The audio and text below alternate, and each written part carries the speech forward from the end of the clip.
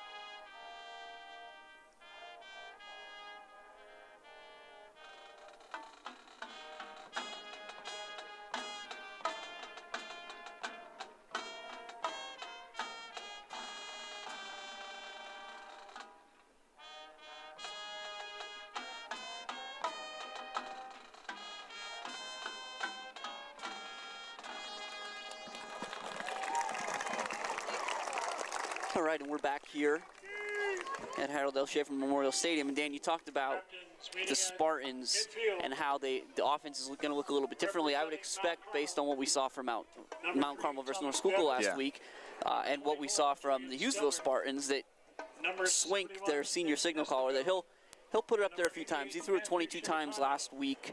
So what do you think, kind of from the Mount Carmel side, that they're going to have to do to counter that, and how can they be successful? Yeah, I mean, they're definitely going to have to, that defensive backfield is definitely going to be tested, but that'll take me right into Mount Carmel's keys to the game for tonight.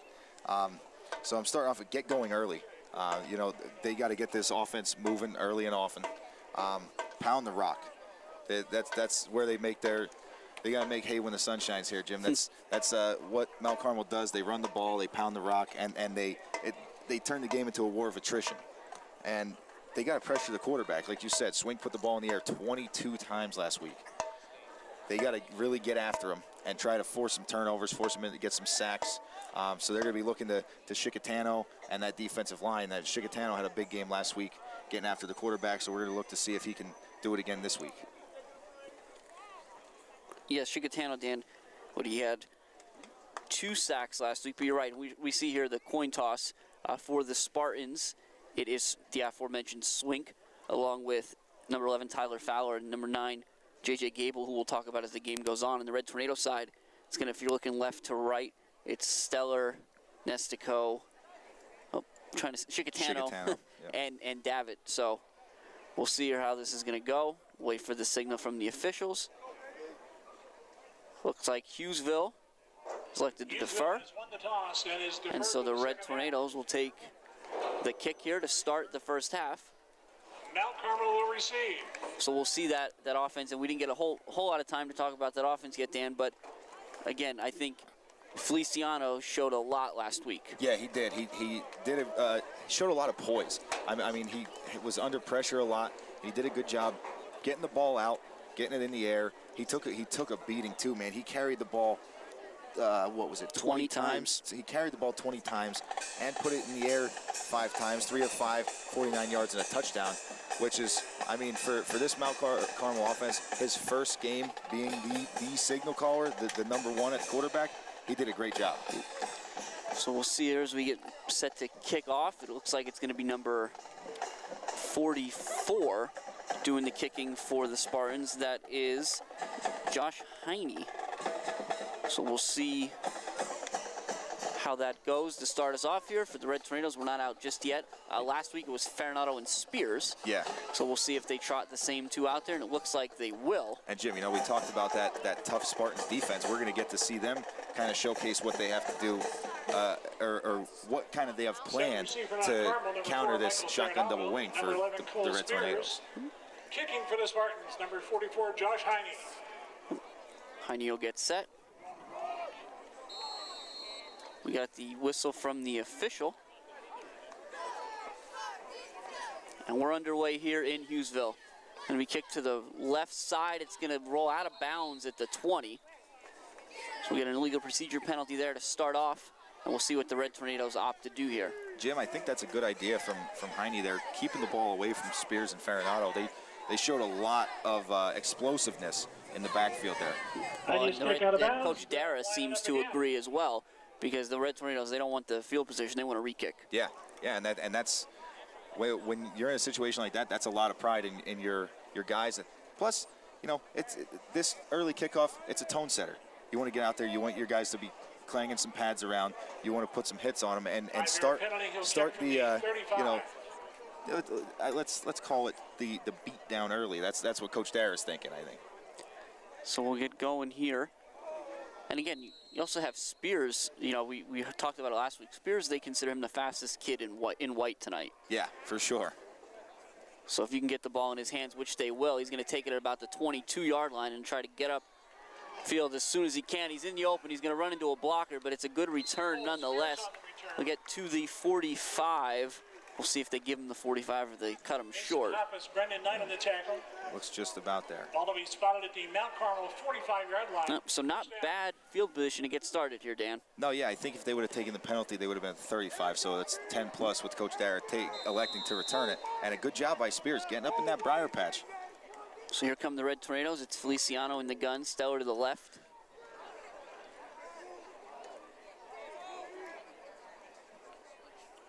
It's like Davitt. Yep. Trying to see the far jersey. It's been Farinata or Verano typically. I think it's Farinata. That time it's going to be Stellar up the middle. Stellar on the carry. We got to cross midfield into Spartan territory. Give him 7. It'll be 2nd and 3. Yeah, and that's a good start tonight. I think we're going to see Stellar carrying the ball a lot tonight. He's the senior. He's the veteran back there in the backfield. I think he's going to be the guy you go to after having trouble getting the ball moving last week. So it looks like Farinato's in that wing slot next to Davitt. The Red Tornadoes have the double tight ends and Chicatano to our near side. Schultz is to the far side. And Feliciano's going to be the handoff to Farinato. He gets up inside the lane. He had some space. A nice play there made by number 27, Mason Hoppes, to stop that play before it really got started. But we do have a Spartan down in the field. Yeah, we'll see. They're tending to him here quickly, but everybody's taking a knee. But yeah, it was a good start there by Mount Carmel. Looked like Farinano did have some room up in that seam, but he did get tripped up in the backfield there early. Was able to get enough for the first down, but wasn't able to turn it into a big play. As soon as we have an opportunity here to see the jersey number of the young man, we'll report that. But for now, he's being tended to by the medical staff. So we'll take the opportunity here to just remind you all that the sights and sounds of tonight's game are coming to you live, thanks to the incredible effort by the Mount Carmel area TV studio, as well as the generosity of the Red Tornado community near and far.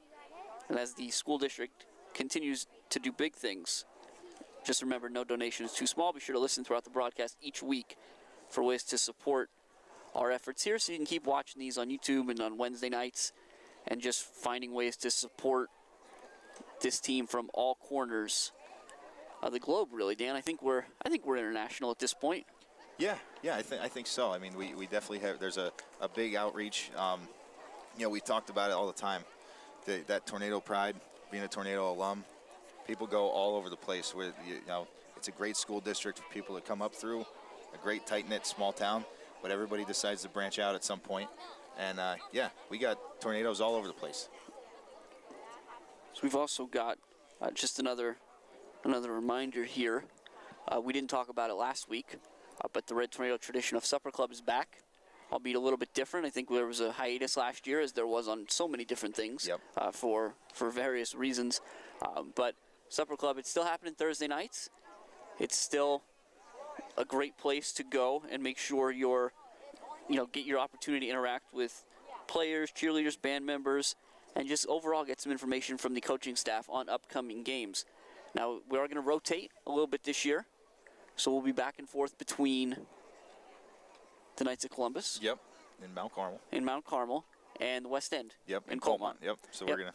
So you get good food there, catered. I think week one at the West End was Chicatanos out of Colmont. Yep. Yes, last night was Hollywood, and I heard nothing but great things about the food in both weeks. As anybody local. As always, you know Chicatanos in Hollywood. You know you're going to get a good little spread there from those guys.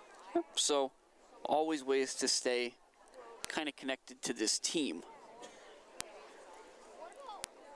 And as we continue to tend to the young man on the field, certainly wish him nothing but the best. We talked about it before, Dan. It's a good crowd here. We're on the Hughesville bleachers. I'm looking to my left and right. There is not a whole lot of space, if we're being really honest. No, you're right. There's not. There's they packed it in tight here this week. And I think, especially here on the Hughesville side, I think it has a lot to do with just the hope and the kind of buzz that Coach Rainey, his new look and everything has brought to the team this year. Yeah, it's fun, and listen, I'm just as bad as the next guy. I think we all kind of have that nostalgic idea of, oh man, football is 3 yards in a cloud of dust, right? It's a big bruising running back behind a big bruising fullback. You get 3 yards, 3.5 yards every play, and you pick up a first down, you keep it moving. But across the board, it's that air raid offense you see more often, the spread. Again, teams like Southern Columbia and even what Coach Darrett does, it's kind of more rare than not these days. And I think, a lot of that is attributed to really great athletes that you have, the guys that can play the quarterback position, that can move, that can throw, that are intelligent. So it's fun to watch. I'll just be honest. Like, it's a different game for sure, but it's fun. Yeah, and that's the thing too, Jim. You talk about the different type of offense. It's not only that guys can run and throw. I'm not sure. Maybe I'm misreading it because we got some big boys on both sides of the ball here. But it seems like you got some smaller kids and a lot more speed. So you spread things out, you open things up, let these guys get to the boundary. A lot of speed sweeps. Coach Dara, even with his tighter offense, those speed traps coming back up in the inside and then getting out to the sideline. You see a lot more speed than a 220-pound fullback in front of a 205-pound tailback. You know what I mean? Just moving the ball down the field. You see a lot more smaller guys with a lot of speed. Yeah, and what's funny is even as we're finding, and I think on the Spartan side, I think J.J. Gable's a perfect example. There are some kids that aren't so small, but Right. still have unbelievable lateral quickness. Yeah. Gable, the transfer out of Florida, where he was an all-state selection last year, he had 95 tackles. And he was the one that actually we talked about in the opening, as they have the young men up and they're getting him off the field. So that's great to see that he's up. But as we said before in the opening, the Spartans had a defensive touchdown, and that was Gable. It was a pick six. Yep. So he gave you, again, the 95 tackles, 3 sacks. Florida's 7A division, he was an all-state selection down there. So really just talented kids on both sides here. Yeah, Jim, the Spartans even had they had an opportunity for another pick six early on in the game. After watching the tape in the first quarter, they had another pick six that they had taken back to the house. They got called back due to a block in the back. It was a tough.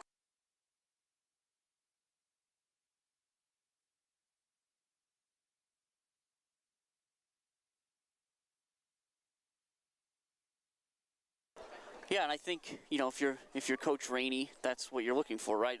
Are there things, and the same is true really on the Mount Carmel side. Yeah. Are there things we can build on?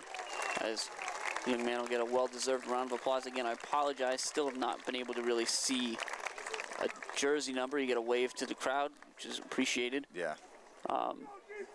Is that 48, Dan? No, it looks like a 30, Jim. I think. All right. We'll have to see going through here. We got a starting lineup. Yep.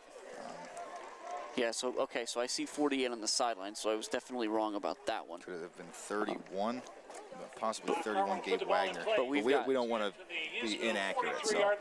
So we've got 11:15 here. We're 45 seconds in, but we're going to get started again. The Red Tornadoes have a 1st and 10 at the Spartan 43. It'll be shotgun double wing, Stellar to the left, David and Farinado to the right, double tight for the Red Tornadoes. Stellar goes in motion. Feliciano's going to hand it. It's the same play they ran before. Farinado does a nice job making the first guy miss, but the Spartans stay home, and it's a nice tackle there made by number 30, Dan. Yeah, number 30 is Luke Stutzman. Yeah, and that was a really good job defensively. It looks like Coach Rainey kind of has something dialed up there to stop that. It looks like when he sees that coming, it looks like he's got his linebackers firing in there to try and block up that hole and take up some blockers. Back on the ball now, 2nd and 6 from the 40. Stellar in motion again. They're going to pitch it that way. Stellar's up in the alley, and he's in a foot race. He's just tripped up. Looks like that was number 5, Anthony Ferrigno, that got just enough of Stellar to take him off his feet. He's going to get down to the 21, so it'll be gain of 19 and another Red Tornado first down. Yeah, and Jim, we talk about Stellar being, he's a smaller, stockier kid, but he's got some breakaway speed there. Once he got up in that alley, Jim, it looked like he was taking off and just blowing by defenders until somebody was just able to get his shoestring there. Ferrigno did a nice job, touchdown saving tackle. And it's good to see Stellar out there. We know he was a little hampered in the second half last week. Feliciano's going to throw now. He's looking for Chicatano. He's got him. Chicatano's going to have to go up and make a catch. It's incomplete. It's a nice play there made by number 5, Anthony Ferrigno, knocking the ball away. It's going to be 2nd and 10, Mount Carmel. And Jim, that was a tough one there. Feliciano threw a nice ball. Chicatano got behind the defense. Schultz was running wide open down the other side of the field, so he had 2 options that were open. Just couldn't get it out there enough. Ferrigno was able to recover, did a really nice job getting back there and making a deflection. You forget, Chicatano, he's 6'4", 260. Yeah, he's a big boy. He's a big kid to get down there in the end zone like that. So I like where Feliciano's head was at. For sure. But it'll be the same look for the Red Tornadoes. They won't change it too much tonight. It'll be 2nd and 10. It's Farinado in motion. They're going to give it to him. And rather than go right upfield, he's going to try to get the corner. But a nice play there made by number 19, Justin Fowler, the corner on that side, to stay home and not let Farinado get the corner. And Jim, we talked about it. That looked like the little wrinkle. We talked about how they set that play up to go inside, or they can set that play up to go outside, that trap coming back with Farinado or Verano, whoever it is. And again, they got stuffed going inside, and now they got stopped going outside, and now we got a 3rd and 10 for the Big Red. We'll see what the Red Tornadoes dial up here. It's Stellar in motion. They're going to pitch it to him. He's going to try to bounce outside, but again, a great play there made. That time, number 31, Gabe Wagner, and the Spartans are not giving up the edge, Dan. Yeah, and now we'll see. This is obviously some territory where Mount Carmel's going to be going for. They're going to be going for it here on 4th down. Doing some wholesale substitutions here. Yeah. They might be bringing in the passing package here. And I think you're right, Dan. This looks like what we saw last week. Yeah. Where Stellar would go to the sideline and one of the tight ends, and in that case it was Stellar and Chicatano went to the sidelines. Yeah. Verano and Spears come out. Yep. And you got everybody flexed out. It looks like we're going to go. Yep, so it'll be double tight. Double tight, double wing, wing, yeah. double split. Feliciano, it's 4th and 12 here from the 23. Verano motions to the wide side. Feliciano's running. He's thrown to the end zone. Farinado, he got it through, but it falls incomplete. Good coverage there. Number 5, Ferrigno, 19, Fowler. We got a feeling we'll say those young man's names quite often tonight, but the Spartan defense holds. They turn the Red Tornadoes away, and it's 1st and 10 Hughesville at their own 23. Yeah, and that's very, very well defended there. That's a great play. You got 3 guys with Verano motioning through. You got 3 guys in Feliciano's line of sight there. That's what you like to do for a young quarterback. It's easy to go through your progressions. You look 1 to 3 straight through. You're looking at everybody's in your line of view. So that's a great job. Great scheme by Coach Dara, but even better defended by the Spartans. Now here come the Spartans. Swink is in the shotgun. Looks like he has Knight to his right, 3 receivers to his right as well. It's a low snap. He's going to roll that way. He throws it. He was looking for number 6, Chaz Neidig, but it falls incomplete. Yeah, and he had Neidig out there in the flat. I mean, that was the inside receiver. You usually have either a safety that's playing deep or a linebacker that's stuck inside that has to cover that 3rd guy. So it was a good scheme. Get those guys out in front, throw it to the underneath guy, and maybe get some blockers out there. But he just missed them. Spartans are going to be tighter this time. They got a single tight end to the left and a stack, kind of a bunch to the right, but they're going to hand it to Knight off the right side, and he's going to get hit in the hole hard. Looks like it's going to be Davitt, the initial stop, and Davitt had a big night last Friday. Dan Davitt had 10 tackles. Yeah, Davitt and Stellar, the two inside linebackers. Stellar had 13 tackles, 2 for loss, and Davitt had 10 tackles, surprisingly none for a loss, but a lot right at the line of scrimmage, like you kind of saw there. Right at the line of scrimmage or for a very short gain. So we'll see. I think we're going to be seeing Swink probably air it out here again on 3rd and long. So Neidig is by himself to the left. Ferrigno's by himself to the right. It's an I formation behind Swink. They're going to hand it to Gable up the middle, and he's going to be wrapped up and dropped by 71, Nick Nestico. They tried kind of a quick hitter there, Dan, and Nestico wasn't having it. And that's the thing, Jim. You said Gable's carrying some weight. Gable's a big kid, but Nestico's a big kid too, and that was like a wall running into a wall there and just didn't go anywhere. Great job by Nestico, standing strong, holding his position, not getting washed down there, and making the big play. So 4th and 8, 7:16 left in the first quarter, scoreless contest. Number 31, Gabe Wagner, is on to do the punting. It's going to be a little motion there on the Hughesville side. Flag on the play. I think they might have too many men on the field. Yep, that's going to be an illegal substitution. Yep. So good call there, Dan. Yeah, I saw one trying to hustle off the field there right away as they broke their huddle, but you can do it from the huddle, but once you're up on the line of scrimmage, that's where the substitution infraction comes in. So nonetheless, Wagner will still be doing the punting. Farinato's the only guy back for the Red Tornadoes. The Red Tornadoes get a good rush on it. Wagner does a nice job to really get that punt off at all. Yeah. Going to bounce about the 42 and roll out to the Spartan 46. So the Red Tornadoes will start in plus territory, 1st and 10 from that point. And Jim, that was the first time in a while, at least. I mean, last week was week 1, and things got a little mucky last year, but we saw some heat going after that punt. It looked like Coach Dara dialed up maybe a block there, and they almost got it. They had a good push off the edge. It looked like it was Spears. So we'll see what the Red Tornadoes do here again. They're going to go back to the original formation, the double wing with a little bit of beef. Pedro keeps it himself. He's on the left side. He bounced outside. Fowler does a nice job knocking him out of bounds there, but not before Feliciano gets the first down and more down to the 17-yard line. It'll be a gain of about 29. And Jim, we talk about it all the time. Coach Dara, he will just lull you to sleep going Stellar, Farinato, Stellar, Farinato, Stellar, Farinato, and then he'll hit you with Feliciano coming back on like the little read option, and it breaks big. Yeah, we talked about it at the outset, Dan. Feliciano had 20 carries last week, so I'm not afraid to ask him to run it. He's going to throw it this time, though. He rolls to his right. He's under pressure immediately. Does a good job avoiding the rush at first, but 31 Gabe Wagner with a big play to drag him down in the backfield for a loss of 5. Yeah, and it looked like Stellar did all that he could on, I believe it was Gable was the initial pressure, and then Wagner came in and cleaned it up. But Stellar did all he could, holding off Gable. As Feliciano continued to roll to the sideline, he was able to shed off and get in there for the sack. But that's, after a big play, that one hurts for the Big Red. You want to keep that momentum, keep the ball moving forward. Halfway mark of the first quarter, scoreless here in Hughesville. Red Tornadoes 2nd and 15 from the Spartan 22. It's a reverse from the Red Tornadoes, and that's Verano. And he's going to fight, and he's in for a Red Tornado touchdown from 22 yards out.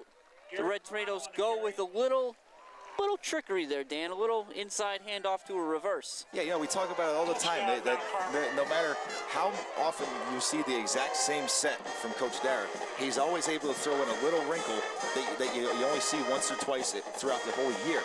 And that was one of them right there, and it was very well designed. They looked like they had something up their sleeve to stop that normal inside sally. So they're going to go and get the defense moving one way with Stellar, bring it back with Verano, and he fights through. Does a good job finishing that run, too. Stellar and Verano back again here as the battery for the extra point. It's a good snap, good hold, and the kick is good. 5:46 left in the first quarter here in Hughesville. The Red Tornadoes strike first, 7-0. Yeah, Jim, that was big for the Big Red, putting the ball in the end zone there. We talked about it. They put 14 points up last week. That compared to their point totals over the last few years, this team is a high-powered offense. It's always been a high-powered offense with a high-powered defense as well.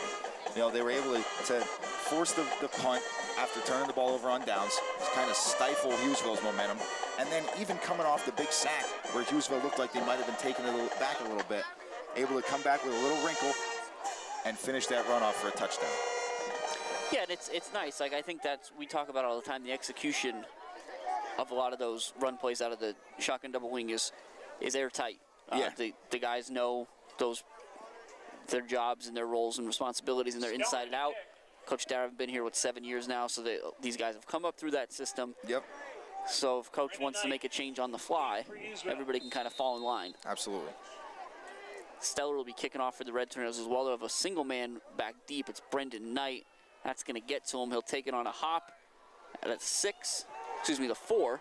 He's going to try to get up. He's got a little bit of an alley. Does a nice job, and now he's in the open field. He's down the sideline. They've blown Stellar out of the water. Brendan Knight's going to go all the way down the sideline. He's going to return that 96 yards for a Spartan touchdown. There's no flags on the field, so just like that, they're going to answer right back. 5:32 left. Spartans waste no time getting on the board, Dan. None whatsoever. They said, Big Red, you want to stop our offense? We don't need them. We're going to have our special teams do the job. Last week, they had a defensive touchdown. This week, they have a special teams touchdown. Whoever has the Spartans defense and special teams in fantasy this year is doing pretty well so far.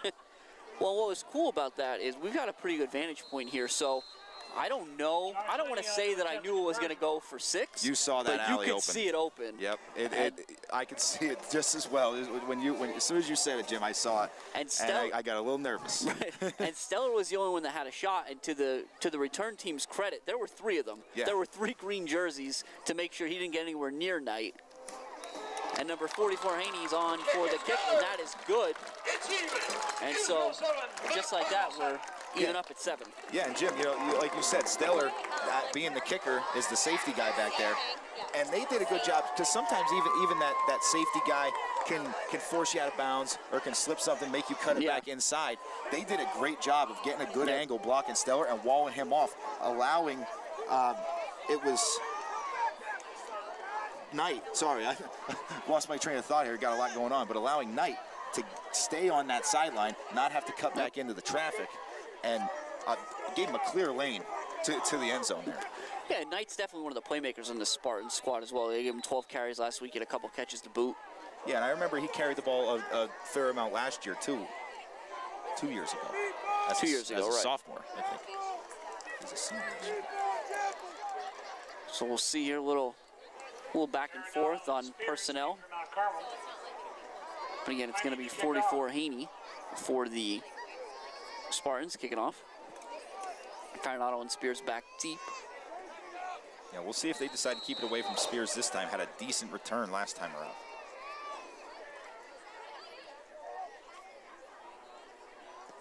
It's a high kick.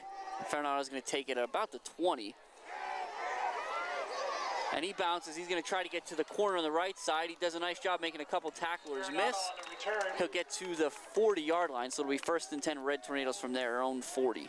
Yeah, Jim, we'll see how the Tornadoes offense reacts to that quick score. They had a not a very long drive, but any drive out here, it's cool tonight. It's a nice it's a nice football night, but still it's hot down there on the field. You know what I mean? You're playing through it, so you just get off the field to get a blow, and you got to come right back in to get back on offense again 2 plays later. So we'll see how they react. Farinado in motion. They're going to give it to Stellar up the middle. He picks his way. He'll get across the 45 to the 46. It'll be 2nd and 4. Yeah, and Stellar does a really good job just being patient, kind of reading where his blocks are going, and making a couple guys miss, kind of just bouncing around in there to get 6 yards. Because that inside isn't very open up right now. No, they're doing a good job staying home. Same look for the Tornadoes. It's Farinado in motion again. This time Feliciano's going to keep it himself up the middle. Puts his head down. He'll get the first down into Spartan territory. They'll put him down at the 45. So it'll be 1st and 10 from there. Yeah, and you talked about it. Last week Feliciano threw the ball 5 times, rushed it 20 times, and was responsible for the Red Tornadoes, both of their scores. So somebody different starting it off today, but I know Feliciano's going to want to get his at some point.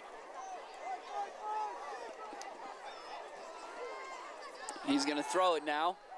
He's looking for Schultz, and it's almost intercepted through the hands of Ferrigno. So you've got Ferrigno there, Dan, and he's kind of playing that safety spy almost. He's sitting in the middle of the field. Yeah, and I mean that you had 3 guys all running deep routes. It looked like Chicatano, Farinado, and Schultz all kind of running deep. You think usually you're able to find that tight end down the seam. That's usually a hole in the zone, but you're right. If it would have got there just a second earlier, he might have been able to get there. But Ferrigno did a really good job making a play on the ball. Oh, the Red Tornadoes are going to shift here and split the tight ends out wide. It's Farinado in motion. He takes the handoff and he runs into his blockers. He's going to get tripped up by Fowler again, who's really owning that corner. He'll get a few yards, pick up 5. It'll be 3rd and 5 from the 40. Yeah, Jim, you see, Coach Dara making adjustments on the fly here. We saw that play, that trap, that they usually have so much success with. That's a big part of their offense. Wasn't really breaking hard there in the first 2 series. So put a little wrinkle in, spread it out a little bit, and got a good gain there for 6 yards. Feliciano fakes the pitch. He keeps it himself. He's got a first down. He puts his head down over the 30 to the 28. Give him 12. More than enough for the first down. The Red Tornadoes keep the chains moving. We're tied up here at 7 with 3:48 left in the first quarter. Yeah, Feliciano's not the type of quarterback that if Coach Dara says, hey, get what you can and get down, he's not going to do that. He's going to put his head down, he's going to throw his shoulder at somebody, and he's going to get that extra yardage. See what the Red Tornadoes go with here. They'll stay tight. It's David and Farinado to the right. Chicatano and Schultz are the tight ends.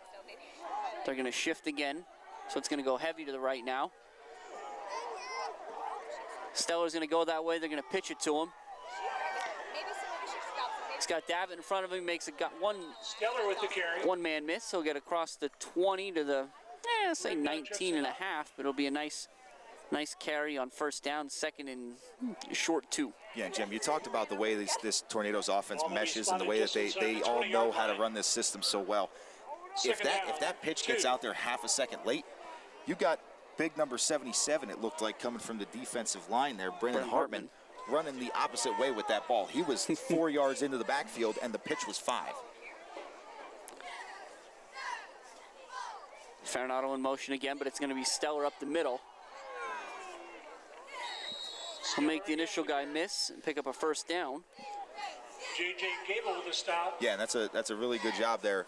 He'll move the ball to the 15-yard Really line. good First play down, there by Mount Carmel. Coach Dara, just saying, all right, we got a second and short. Let's push this one through and get it to Stellar. Let him get what he can. That's our bruising back there. Him and Davitt are the bruisers in there. So let them get in there and get their play, get their yards, get the first down, start over. Feliciano's going to throw it. He's looking again, and he double clutches. He's got Chicatano wide open in the back of the end zone, and it's good. Caught it for 6. 15-yard pitch and catch from Feliciano to Chicatano for the Red Tornadoes' second score of the night, Dan. And Jim, I told you, I knew Feliciano was going to get his, whether it be in the air or on the ground. Last week it was Feliciano to Schultz, the one tight end. This week it's Feliciano to Chicatano on the opposite tight end. So and it's early yet, so we'll see if there's more where that came from throughout the game. Verano to hold, Stellar on to attempt the extra point. It's a good snap, good hold. The kick is up, and it is drilled. Stellar's kick is good. It's 14-7 here, Dan. We've got 2:11 left in the first quarter, and we've already had 3 scores tonight. Yeah, now there's going to be a conversation ahead of going out here for the kickoff on the Red Tornado sidelines with that special teams coach. It's just going to say, listen, guys, we got to make sure we're covering our lanes. Everybody stays in their lane. Don't go to the ball. Usually you see a bounce, you see the ball get bobbled a little bit.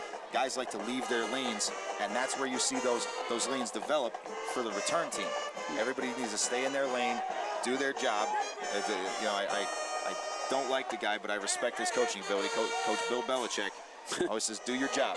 So go out there, do your job, and we'll see if Stellar can pin him deep here. I was a little shocked there. I didn't know where you were going with that. I thought we were going to find out what kind of grudges Dan's holding here. Oh, yeah, Bill Belichick, for sure. He's one of them. Again, Stellar on to kick. He'll be kicking tonight again. One thing, if we got a second here, that I think we would be remiss if we didn't call out. Again, this is a Spartan team. They've got a lot of good athletes. Unfortunately, one is standing on the sideline. That's number 4, Mikey Dilena.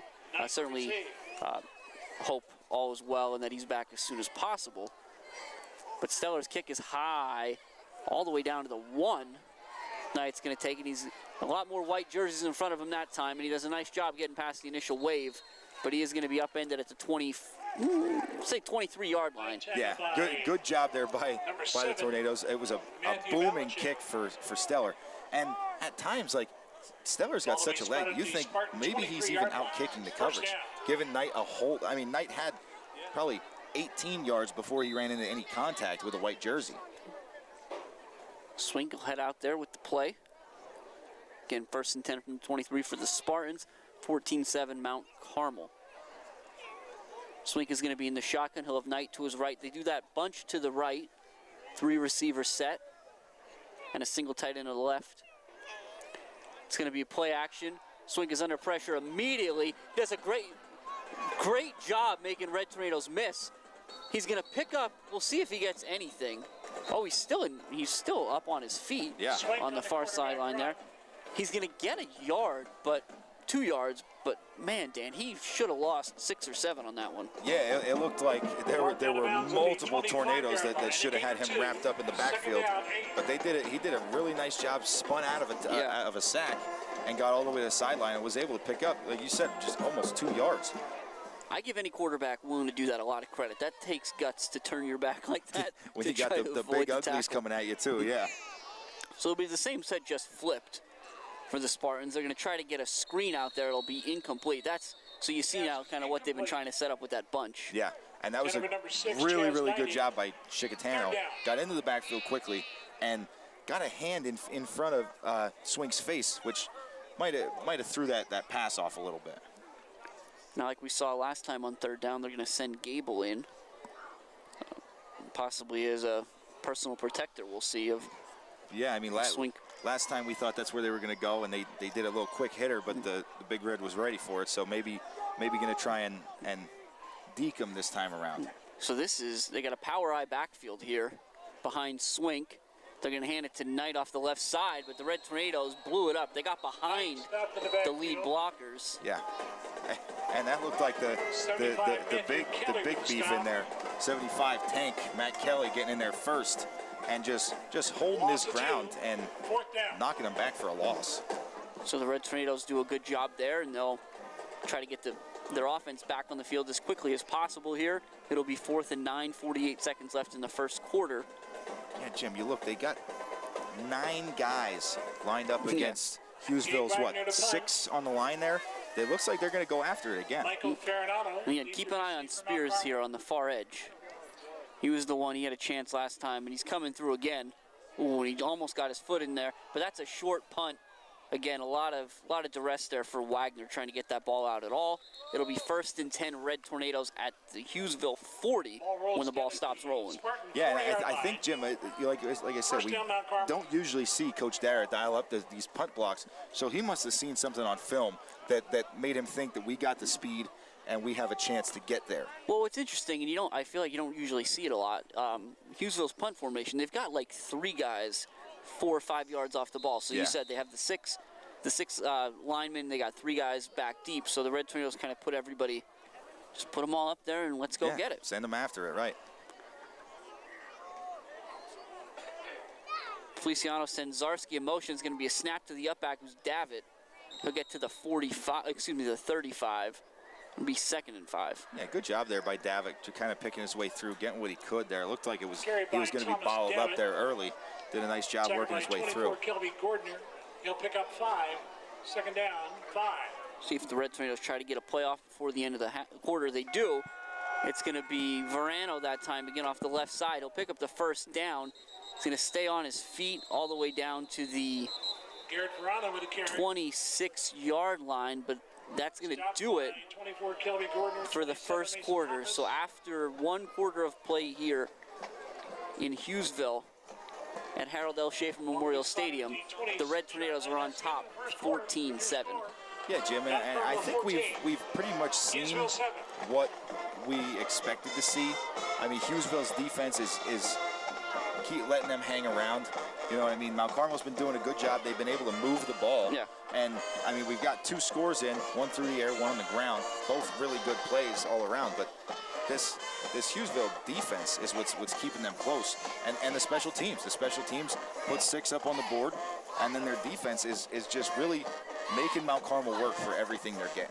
Yeah, I think if you're coming in, you want to think about how do you beat a team like Mount Carmel. A couple things you do is, number one, you have to turn them over. Yep. Which we haven't seen necessarily an interception or a fumble yet, but he did get the turnover on downs on the first drive. Yep. And you need some, you need some chunk plays. And I don't know what's more of a chunk play than a 95-yard kickoff return for a touchdown. Yeah, exactly. You're right. And as Mount Carmel is driving here, they picked up the 1st down on that last one. You said they're not really breaking off too many chunk plays. The big touchdown pass where Chicatano was able to get behind the defense, but nothing big on the ground so far. So here we go. Feliciano sends Zarski in motion. They're going to pitch it to him. Does a good job picking his way. Now he's got the corner. It's a little bit of a foot race there. Nice tackle made by number 81, Aiden Bartlett, to prevent Zarski from getting his way to that pylon. He's going to be inside the 20. See where they marked. Looks like they marked at the 12, Dan. Yeah, and that was a good job by Zarski, making the first guy miss in the backfield and then just getting behind his blockers. You know what I mean? When they get that pitch out there, they got all those pulling guys. It's like a student body right play, and you've got everybody moving that way. And he did a good job just kind of being patient, staying behind his blockers, and then got the corner when he could. Looks like a couple. You see number 6, Yagodinsky, in there at the wingback position as Feliciano keeps himself to get down to the 5. Oh, looks like they're going to say the 6 Yeah, that's another good run, good tough run there by Feliciano. Just kind of putting his shoulder down and fighting for whatever he could get there. Davitt back in. Again, we talk about this backfield for the Red Tornadoes, but again, all that's possible largely because of the big guys up front. Yeah. Again, you've got 77 Noah Shimko out there, 58 Kellen Geary, 50 Dalton Moser, 75 Tank, And Matt 71. Kelly, and 71 Nick Nestico. That's going to be up the middle to Davitt, the quick hitter again, and he's in for a Red Tornado touchdown. And Jim, you know, no matter how often we see that, I didn't know who had the ball. I did not know who had the ball there. A lot of credit to those backs in the backfield. Feliciano, it was Zarski, and I think Verano in there as well. They all carried out their fakes amazingly. I didn't know who had the ball until I saw Davitt going untouched into the end zone. Yeah, I think if we were just spectating tonight, I would say that I didn't know where the ball was either, but certainly as doing the play-by-play here and that kick is up and good, that's not something that wouldn't happen to me. Well, I mean, that's why you do the play-by-play, and I do the breakdown here, you know what I mean? You make sure you know where the ball's at. I watch everything else. I like the way they carried out their fakes in the backfield. They even faked me out. It happens, man. And I can assure you the delay in the touchdown call there was not because I wasn't sure where the ball was. I can assure you that much. I mean, it did take Davitt a little bit to get into the end zone. It did. It was a good effort. He bounced off a few guys, and then somehow I saw him at the back of the end zone with no one around him. I'm like, wow. Yeah. Couple decent chunk plays on the ground, and then you have Davitt power that in for the touchdown to, you know, stretch this lead out a little bit and try and pad the lead, you know, make a little bit of distance. 21-7, Red Tornadoes now 10:56 left in the first half. The Red Tornadoes have 3 touchdowns by 3 different players, which is always nice. But for the Spartans, the most dangerous player on the field is about to receive this kick. Oh, it's going to bounce past the front line, so Knight's going to pick it up at the 95. Or excuse me, yeah, that was a little Freudian slip there. At the 5, 95 yards from the end zone, but it'll be dropped right at the 20. 1st and 10 Spartans.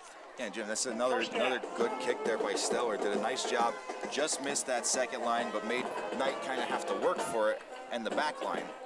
So did a really nice job, and the coverage did a great job getting down there and swarming to the ball, and didn't really let Knight even get going. So we'll see what the Spartans opt to do here offensively. Again, they have shown themselves to be of multiple sets tonight and last week as well. And that's what we'll see here. It looks like a twins to the left, a single tight end to the right. And is it a pistol? No, it's just a regular shotgun. I wasn't sure if Knight was lining up behind Swink or not, but we'll get a flag here. Oh, no, it looks like a timeout. Timeout before the snap. So Coach Rainey's going to use his first timeout of the first half. Yeah, Coach Rainey must have saw something he didn't like, a tough matchup there. Or maybe something that he could exploit. You know what I mean? Sometimes you don't know, not sure why. It didn't look like there were any alignment issues or anything, at least from our eyes, but we're not the coaches. Sure. But, you know, maybe you see something, oh, well, we can get our speed guy singled up, single coverage if we run this. Let's get it deep to him, something like that. But we'll see what they decide to do when they come back out, if they're in the same set or if they switch things up. And it didn't look like there were any personnel changes there either. Sometimes you'll see that, right, where you get the timeout, and then one guy runs in and one runs out, and you realize, oh, somebody was where they weren't supposed to be, or whatever the situation may be. So, yeah, I think you're right, Dan. It was just something Coach Rainey either liked or didn't like, but whatever it was enough that he didn't want to snap the football. Right. So, we'll see. It looks like Big Red ready to go here. They're back out on the ball. Coach Rainey's still lingering in the huddle here as the refs look like they're trying to move him along, too. And we're ready to go here. So we'll see what the formation looks like. So they've got already, it looks like Ferrigno's going to be by himself to the left. Nope, they're going to go twins. So it is Neidig on the inside. Ferrigno will cover him up. Looks like they might have ditched the tight end here. Swink's got Gable and Knight behind him, and he's going to throw. He's going to just throw a fade. And it's a great effort there by everybody. Great effort by Ferrigno to try to go and get that ball, and good coverage by Spears to make sure he couldn't do it. And Jim, I think that we know now what Coach Rainey saw. He said, you know, we like when we get in that twin set. We got our fast guy singled up on the outside, but what he might not have known is that our fast guy was singled up with the Big Right. Red's fast guy. Well, and I think, And Spears ran right with him. well, and I think we talked about it in the outset, Dan. That's one thing, if you were watching the film of the Red Tornadoes versus the North Schuylkill Spartans, right? This is the second Spartans they're playing in a row here. Yeah. The North Schuylkill Spartans, you will see Jake Hall threw 2 touchdowns to Carl Brown in a similar set. Yeah. Yes, where he they did. just kind of, as the outside guy, he ran. It's not so much a fade, more of a fly, I guess, but they're going to throw again. It's going to be Neidig, but the Red Tornadoes do a good job of closing down on Neidig. He'll pick up maybe 2 yards. It's going to be 3rd and 8. Yeah, and Jim, you know, I like to talk about it because it's a really well schemed play there by Coach Rainey. You're not allowed to pick guys as wide receivers. You're not allowed to pick the defense. But that play is set up a quick, hard slant. Yeah. And a quick out. It's almost set up as a pick play. Sure. Where you're trying to catch that safety that's coming down to cover that outside pass. You're trying to pick him, and Farinado did a good job making him miss. Spartans on the ball quick this time. That's going to be a pitch to the right side. Looks like they were trying to get it tonight, but the Red Tornadoes stay home. They don't let him get outside. He tries to bounce back to the inside. No luck there either. It's going to be 4th and 10 after a loss of 2. Yeah, and I just want to say great job there by Liam Bradley at that defensive end spot, because I believe it was number 6, Chaz Neidig, coming in motion from the far side. That was a crackback play there, and that defensive end, if nobody calls it out, you don't see that coming. And he did a good job just holding his ground, taking the block, and making the play. So we see here, this is that lineup again, Dan, from the punt. So they got the 5 guys on the line and the 3, and the Red Tornadoes are saying, all right, you want to keep 8 back there? Now it's a low punt, so Fowler's going to try to run, and he gets nowhere. So the Red Tornadoes are going to take over. Wagner, not Fowler. Yeah. But the Red Tornadoes get in there, blow it up. It'll be 1st and 10 Mount Carmel at the Spartan 16-yard line. Yeah, and all that pressure coming from the right side for Wagner made him come to the left. And there were three Tornadoes waiting for him there. I think Chase Belichick was the one that finished off the tackle there. Yeah, what you see there, and I think Coach Darren knows this. Anybody watching can kind of tell. To be a long snapper is a tough job to begin with. Yeah. And when you got Spears in there at the quarterback position, excuse me. Got to stop for a flag. We're going to have offsides on the defense, so the Red Tornadoes will pick up 5 more here. But Dan, when you know your time is of the essence to begin with, you start thinking about that snap a little bit more maybe, and you wonder, does that contribute to it being a little bit low on that one, and ultimately giving the Red Tornadoes a chance to get in there. Stellar up the middle, inside the 5. Stellar on the carry. I'm going to mark him at the, what does that look like, Dan, the 4? Yeah, it looks like about the 4. Bartlett And that's a good run, good tough run there by Stellar, picking up the first down, making it a goal to go now. And but to touch on what you were saying, you're right. You continuously bring pressure. I know these linemen are tough guys, tough physically and mentally, but I'll tell you what, it starts to get to you. You keep getting pressured, It starts to get to you like, okay, I got to get this ball back to him quick. I got to get it right into his hands so he can get a clean punt off. Now it looks like Stellar's going to take the snap, and he has trouble handling it, but he picks it back up, and he's going to not get much. Maybe to the line of scrimmage, nothing more there. It's going to bring up 3rd and goal. Yeah, and they looked like they tried to go a little wildcat type there with Stellar in at the quarterback, but as most people remember, last year Stellar was the starting quarterback. So it's a wildcat, but Stellar can do a lot of different things from that spot. Yeah, excuse me, 2nd down. But yeah, Dan, you're right. We see that on conversion attempts a lot. Yep. Is where we've seen Stellar have a lot of success there, and they'll stick with it. He's going to keep it himself. He's going to waltz in there for another Red Tornado touchdown. It'll be the 4th of the night and the 4th different scorer here, as the Red Tornadoes are now on top 27-7 with 7:50. Sidecar there, pretty much at the tail, what we normally see as the tailback position. He let Davitt get out in front of him, and he just picked his way through, and he kind of hopped in there untouched in the end zone. Stellar on for his 4th extra point of the night. Going to try to take all 7 of these ones, Dan. He's been picking up It is up, and it is good. Yeah, Steelers kick he is will good. take all 7. You're right. 28-7, To play in the first half. Red Tornadoes. Carmel, Yeah, 28. and again, Hughesville, after 7.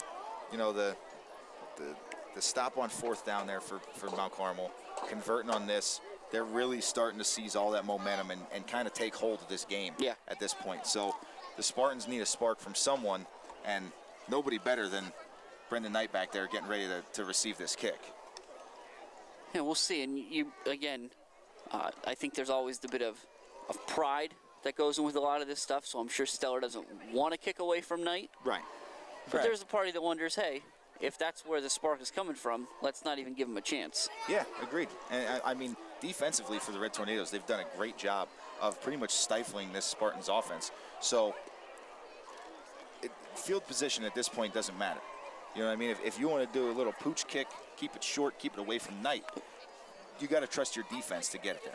And we'll see what happens here. So what does happen, Dan, is when you play tailback and then you play quarterback and score a touchdown and then you kick the extra point, sometimes you don't have to kick off on the ensuing possession here. Yeah, I think you earned that. Yeah, Gadinsky's going to kick off. He does a nice job. It's a nice high kick. Knight's going to come up and field that at about the 18 on the run. He'll get to the outside. He does a good job getting upfield across the 40. See, they'll mark him at the 41-yard line. It'll be 1st and 10 Spartans from there. Yeah, Jim, that's one of those things that Knight got so used to Stellar kicking way deep that this higher, shorter kick, he was able to catch that ball at full speed and get up in that briar patch right away.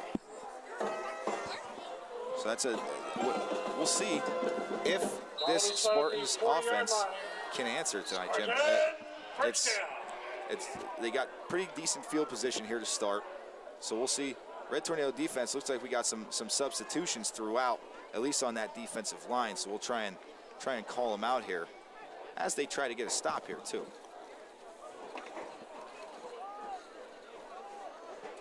Looked like a little miscue there.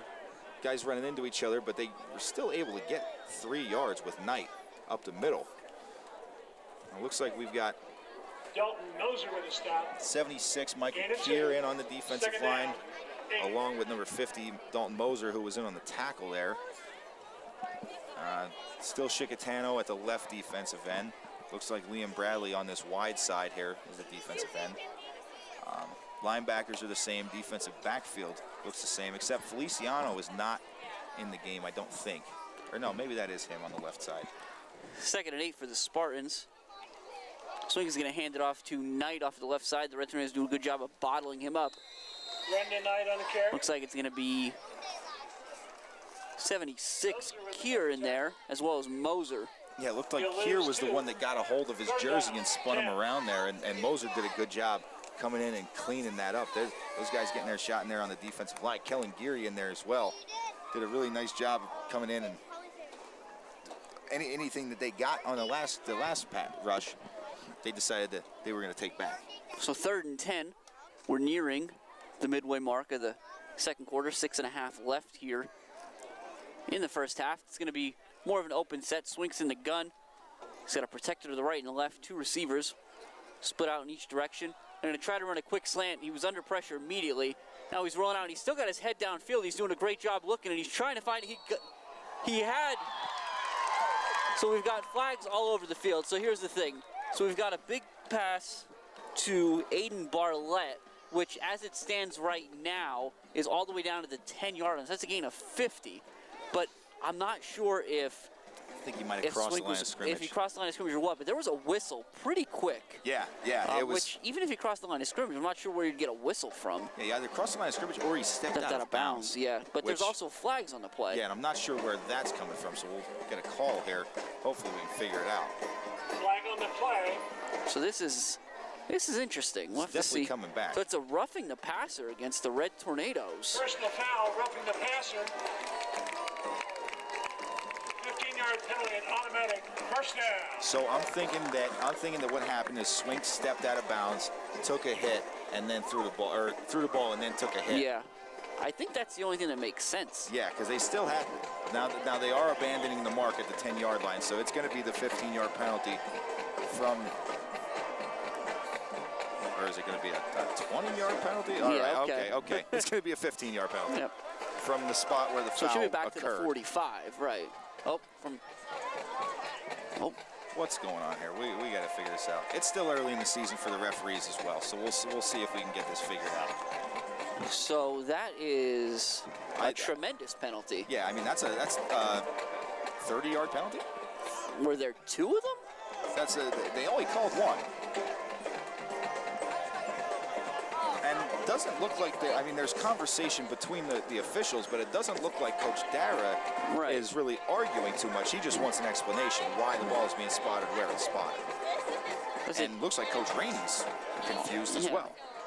Well, and Coach Rainey's got the same problem we have. I mean, he's got better connections, don't get me wrong. He gets to talk to the officials. Right. But he's got the same problem we do, where all of that happened was Swink inbounds or out of bounds. Did he get hit late? Did he not get hit late? Was on the Red Tornado sideline.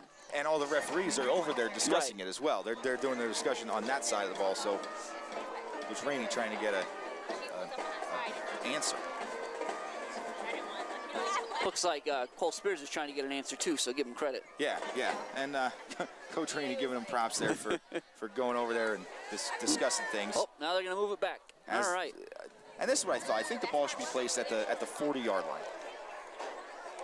At the 45, I think. If it's 15 yards from the 40 yeah, where they correct. started. Correct. Because it was 1st and 10 from the 40. It's a 15-yard penalty from the spot, which he was at the sticks. So were they calling 2? Is that where this? And this always gets in a weird spot, right? And I think this happened last week against North Schuylkill too, where to some extent those dead ball fouls, they don't really call more than 1. Right.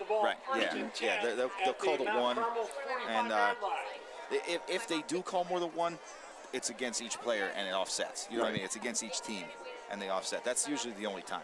So I think we're ready for play here. 6:11 left. 1st and 10 Spartans at the Red Tornado 45. And it's a big spark there for the Spartans. They got twins to the right. Going to bring Bartlett in motion. They're going to give him a handoff. The Red Tornadoes are ready for it. But he does a good job running through arm tackles. A couple Red Tornadoes had a chance to drop Bartlett in the backfield, but he gets up around the first down. It's going to be a gain of 9. Yeah, Jim, we talked about the speed of Spears, but that time, that speed betrayed him. He got up there so quickly that all Bartlett had to do was stick his foot in the ground and make one move, and Spears flew right by him. But he did a really good job of turning that back inside because he had the corner if he got there. Yeah, Bartlett, he's a talented kid. Just a little bit of everything. A nice catch. He showed field awareness last time. They're going to bring him in motion again. And this time, Swink's going to keep it himself, but you're not going to sneak like that past Matt Chigatano. Yeah, great job by Shicky there, getting in there. And from that defense, I say it every week, Jim, every time I see it, he did a real nice job of squeezing on that. He saw the block down, and he was the read guy. He stayed home, and as soon as Swink pulled that ball, he was there to make the tackle. Did a real nice job. So I'm going to send Jediah Webb in, and he's going to be in the backfield. No, excuse me, he's going to be maybe a tight end position on the other side. They bring Bartlett in motion again. They're going to hand it up the middle to Gable to try to pick up that first down. I don't know that he got it. I don't know. That looked like a pretty charitable spot there. But even yet, it's short, so it's going to be fourth and about 5 inches here, Dan. And I think what they'll do again, you got the beef there with Gable. I think they'll probably just go with Gable again.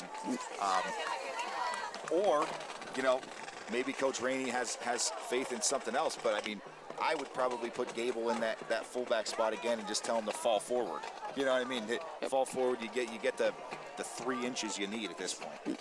Now, we've had all kinds of problems with rosters this week, so big thank you to all the good people at Hughesville who have tried to keep us straight. But Gable's a big kid. That's going to be Swink for the first down. But I was going to say, you talk about Gable just trying to get the first down. They got him listed at 6'2 1/4", so that's a big boy. He is a big boy. I mean, he moves well at that linebacker spot, as we've seen him at the fullback spot too. And they decided not to go with Gable. They decided to go with a quick snap with Swink, and kind of caught that defensive front napping just a little bit. They were ready for that normal cadence, and this was just a set hut, and he got it. Got a good push there too. Ended up getting 3 or 4 yards. 3:45 left in the first half. Swink is going to go, oh, he'll stay in the shotgun. Again, Knight and Gable are with him on either side. Two receivers to the right, a single tight end to the left.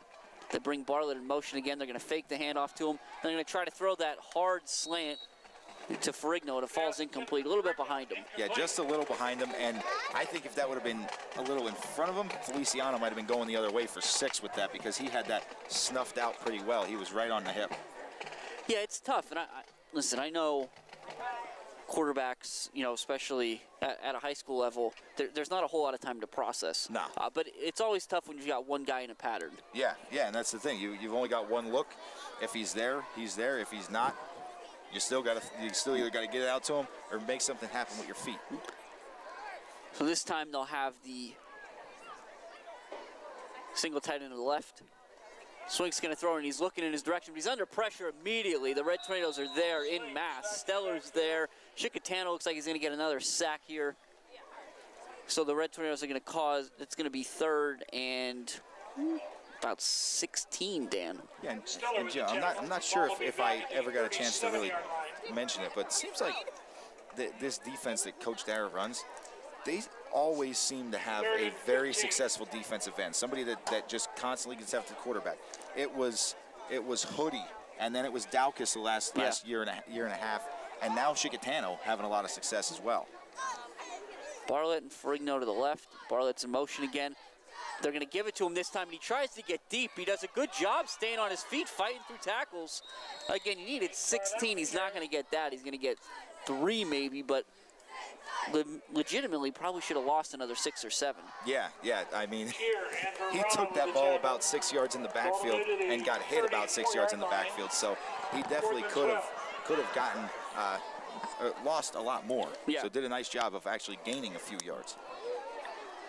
So 4th and 12, coming up on 2 minutes left in the first half. The Spartans trail 28-7 here at home. Coach Rainey decides to go for it. He'll have the I formation. Swink under center. He's going to drop back. He makes one guy miss, and he tries to just get it out. He's going to throw it right to Verano. He's going to come down the sideline. He's got a little bit of an opportunity for a return here. We're going to need some flags here on the sideline. You're not going to get those. Right. But nevertheless, Verano does a good job of returning that into, well, it'll be the 43-yard line. Yeah, Jim Swink under a ton of pressure there. Got hit as he let that ball go and was not able to get it out there far enough. And Verano did a real nice job coming back to get it from that safety spot and turn it into a nice return. Now, with just under 2 minutes left, we're going to see Coach Dyer try and put another 6 up here before the half. And Coach Rainey, possibly sensing that, does use his second time out of the half to kind of get his defense in order. Yeah, and I mean, to start the game off, that Hughesville defense, they had some life. They were doing a really nice job making Mount Carmel earn everything that they got and got a few stops.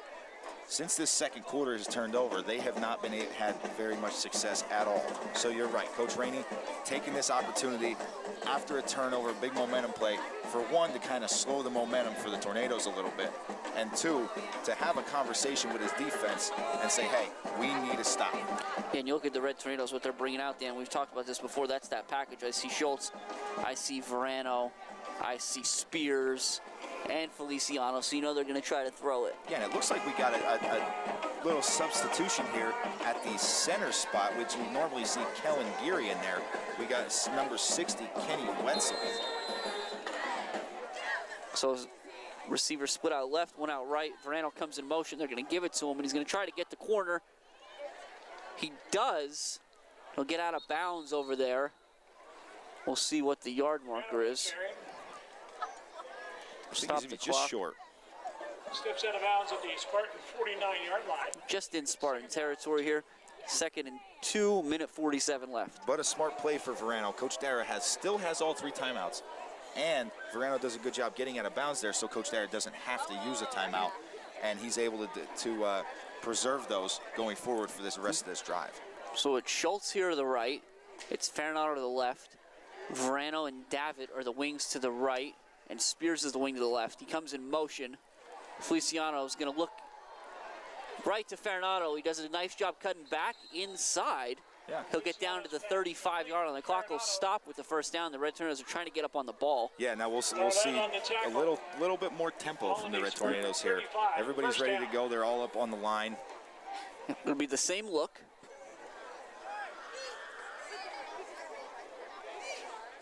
Spears in motion again. Now Feliciano's going to roll to the right. He's looking for Spears. And a great play there made by, who else? Aiden Bartlett. He saw that coming the whole way. Yeah, Aiden Bartlett's been having a quarter here. And with that, Timeout. Coach Dara is going to take his first time out of the half.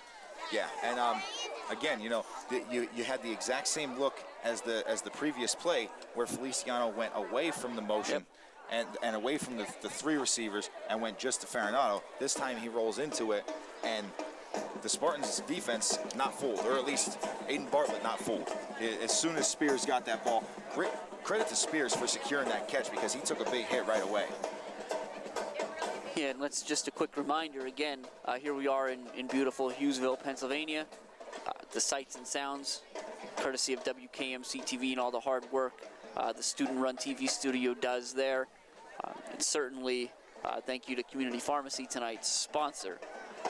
But we'll see what the Red Tornadoes do again. It's the same look. Schultz by himself to the right, Farinado to the left, Spears in that wing to the left, and Verano and Davitt to the right with Feliciano in the shotgun. This time they bring Verano to flood the other side of the field. And Feliciano looking that way. He's under pressure. He steps up, and he's going to sling it to the middle of the field. And it's intercepted by the Spartans. It was a little bit of a tip drill there. Eventually, the bingo was grabbed by Mason Hoppes. Yeah, and it looked like it was 19 Fowler that got his hands on it first.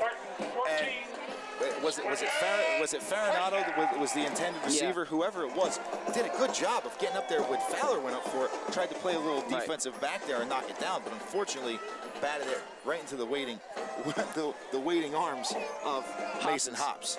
Yep. He was, you're right, Farinado tried to come back and get that ball out of Fowler's hand, and he did a great job there. He was just outnumbered. There were too many green jerseys around there. Yeah, and this may be the spark that the Spartans need. Now, they do only have one timeout remaining. Swink is under center here. Twins to the left. They're going to hand it off to Brendan Knight, who's in the middle of the field, and now Knight's in a foot race. Oh. And, a great tackle by Feliciano. Yeah, Feliciano and Farinado in there with touchdown-saving tackles. But he'll move the ball, but He's going to get the ball out to the 35-yard line of Hughesville. So a gain of about 22 there, and again, it very well could have been another 70. Yeah. Same look for the Spartans. They'll try that again tonight, but the Red Tornadoes said, not again. Yeah, it They'll looks like stop them for no gain. it looked like Dalton Moser got upfield and turned that inside, and Chicatano did a good job of finishing that tackle off. So I said no gain. Actually, looks like where they mark it, they're going to lose a yard. So it'll be 2nd and 11. Clock is running here. Can't imagine at this point the Spartans are in any hurry to run too many more plays. Yeah, it seems as though Coach Rainey seems content to take this into the half with getting the stop defensively. It's a heavy backfield.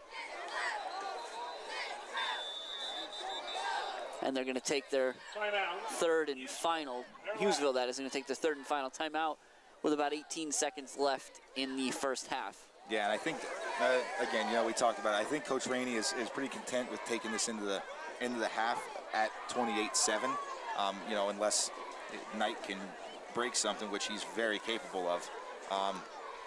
But that was just that time, guys were moving around, shifting and stuff like that.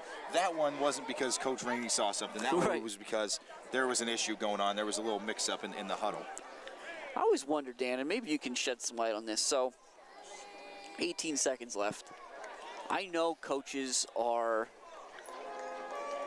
they're kind of against showing a lot of their trick plays, right? Yeah. You want to save them until you have them, until you need to use them. But, right. I mean, you try something here to get a little spark going into the half. Yeah, I mean, down 21 points with this much time, this is a spot where you do need a spark going into the half. I would give it a shot. And with the Twins, I always like a hook and ladder here.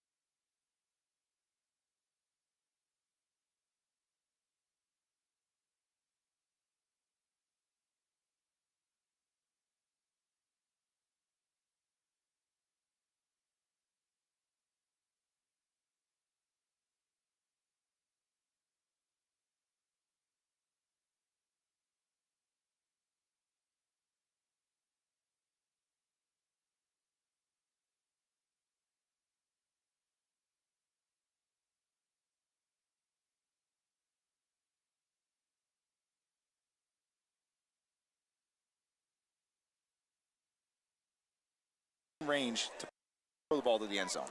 If you do punt it, I would tell my punter, hang on, run around back there, and then get the kickoff. Yeah, well, and here, interestingly enough, the Red Tornadoes aren't going to go after this punt.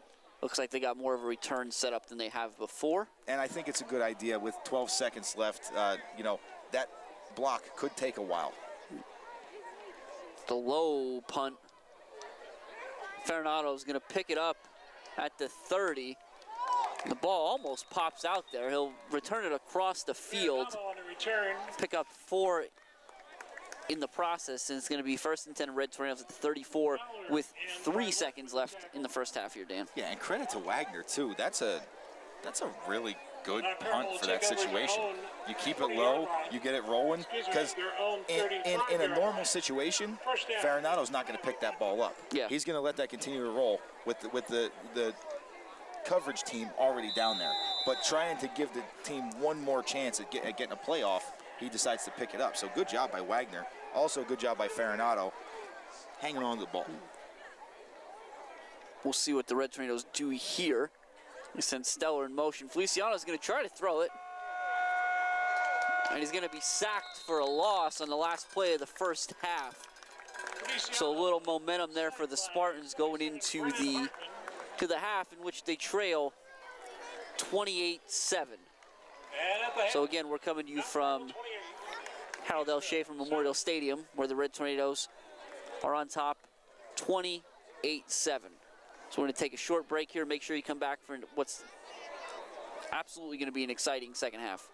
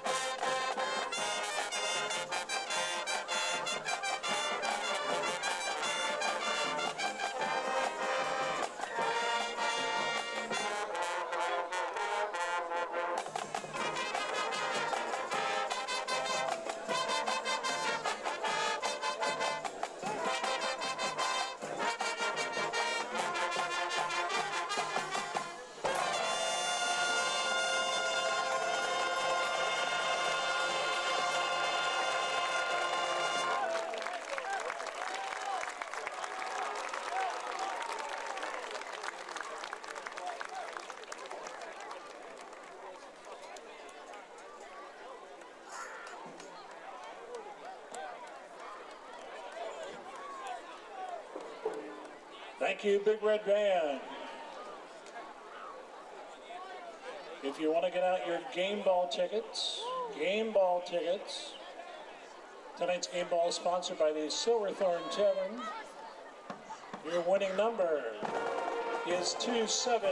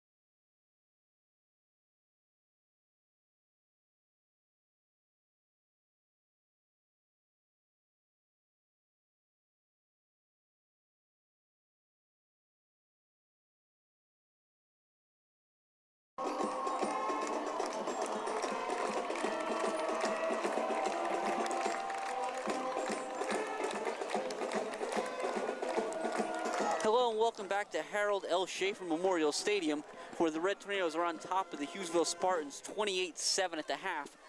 Dan, I believe, courtesy of Jose, you've got some stats for us of what we saw in the first half? Yes, I do, Jim. Looks like MCA rushing, Mount Carmel's rushing, 25 carries for 162 yards, 13 first downs. Also, I'm not sure Spears threw a pass at all, so I believe it's just Feliciano, 3 of 7 for 31 yards, and the big touchdown to Chicatano. For the Hughesville Spartans, we got 17 carries for 20 yards, 3 first downs, and 2 of 9 passing with for looks like 3 yards. And just a little fun fact here, and a little kudos to Julian Steller on his second point after tonight. So on the second, I believe that was the Chicatano touchdown. Yes, yep. The point after, he reached his 100th kicking point of his career. Oh, he has cool. 91 PATs and 3 field goals. Very cool. Yes, absolutely. So kudos to Julian for that.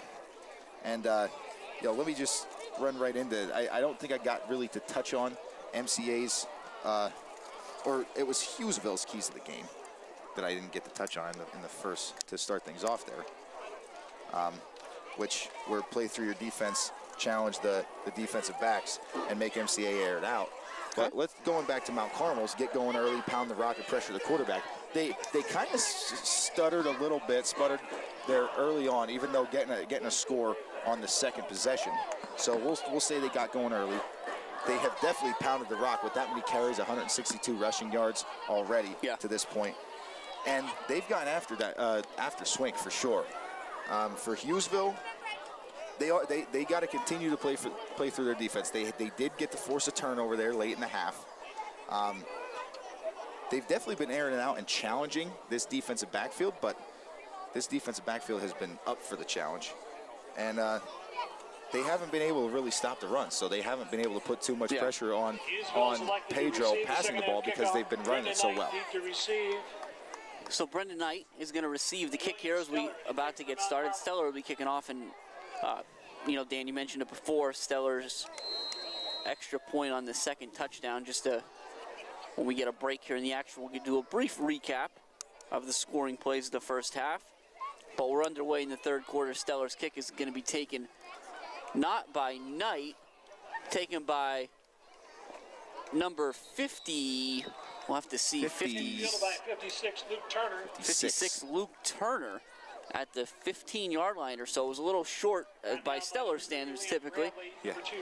He's going to carry that out to the, they'll give him the 26-yard line, 1st and 10 Spartans. And I think that may have been by design. Yeah. Julian's kick being a little bit shorter, just trying to keep it away from Knight, who has been providing that spark for the Spartans all night.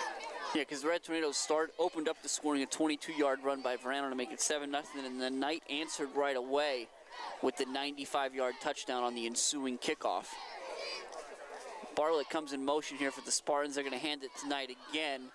Does a good job fighting forward, but a big tackle made there by number 76, Michael Keir. Yeah, that's hanging on there, but Knight, not a big guy, but able to run through those arm tackles. Yeah, and the Red Tornadoes responded to Knight's kickoff return with a 15-yard pitch and catch from Pedro Feliciano to Matthew Chicatano, a 5-yard run by Tom Davitt, and then a 4-yard run by Stellar. We're going to get a flag here before we get started. Looks like it's going to be an offside on the Tornadoes. So I'm not sure. I didn't see anybody get moving early, so it may have lined up in the neutral zone. Spears trying to get an explanation there on the sideline. I love the spirit. Yeah, me too. So that's going to be a first down. That'll result in a first down. They weren't moving the sticks right away. I was trying to wait and see. Yeah, that's a tough one. That's a tough one. You don't want to give that up. You want them to earn it. But, Hughesville, first possession, first down. Yeah, right. So they're getting moving in the right direction. So it's Frigno and Bartlett split out to the right.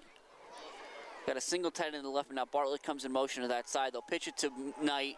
Knight is fast, man, and the Red Tornadoes do a good job of upending him there. Verano and Stellar finishes it off, but he gets in that alley quick. Yeah, he absolutely does. And Gable gets up in there in front of him, but as a fullback, you're taught to look inside first. So Gable's trying to take care of the linebackers who are flowing with the play. Gives a lot of time for Farinato and Verano to get up there along with Spears at the corner spot and make a tackle.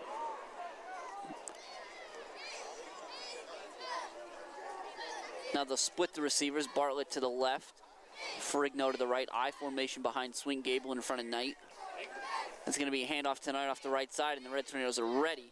Once again, that's 76, Michael Keir. So we'll have to see, Dan, when it's all said and done and we get the paper tomorrow, how many tackles Keir has, because I feel like we've said his name a lot from that interior defensive line position. Yeah, we've absolutely said his name a fair amount tonight, and I think we're going to continue to say it, because it seems like the Spartans continue to go back to the well, trying to move the ball up the middle.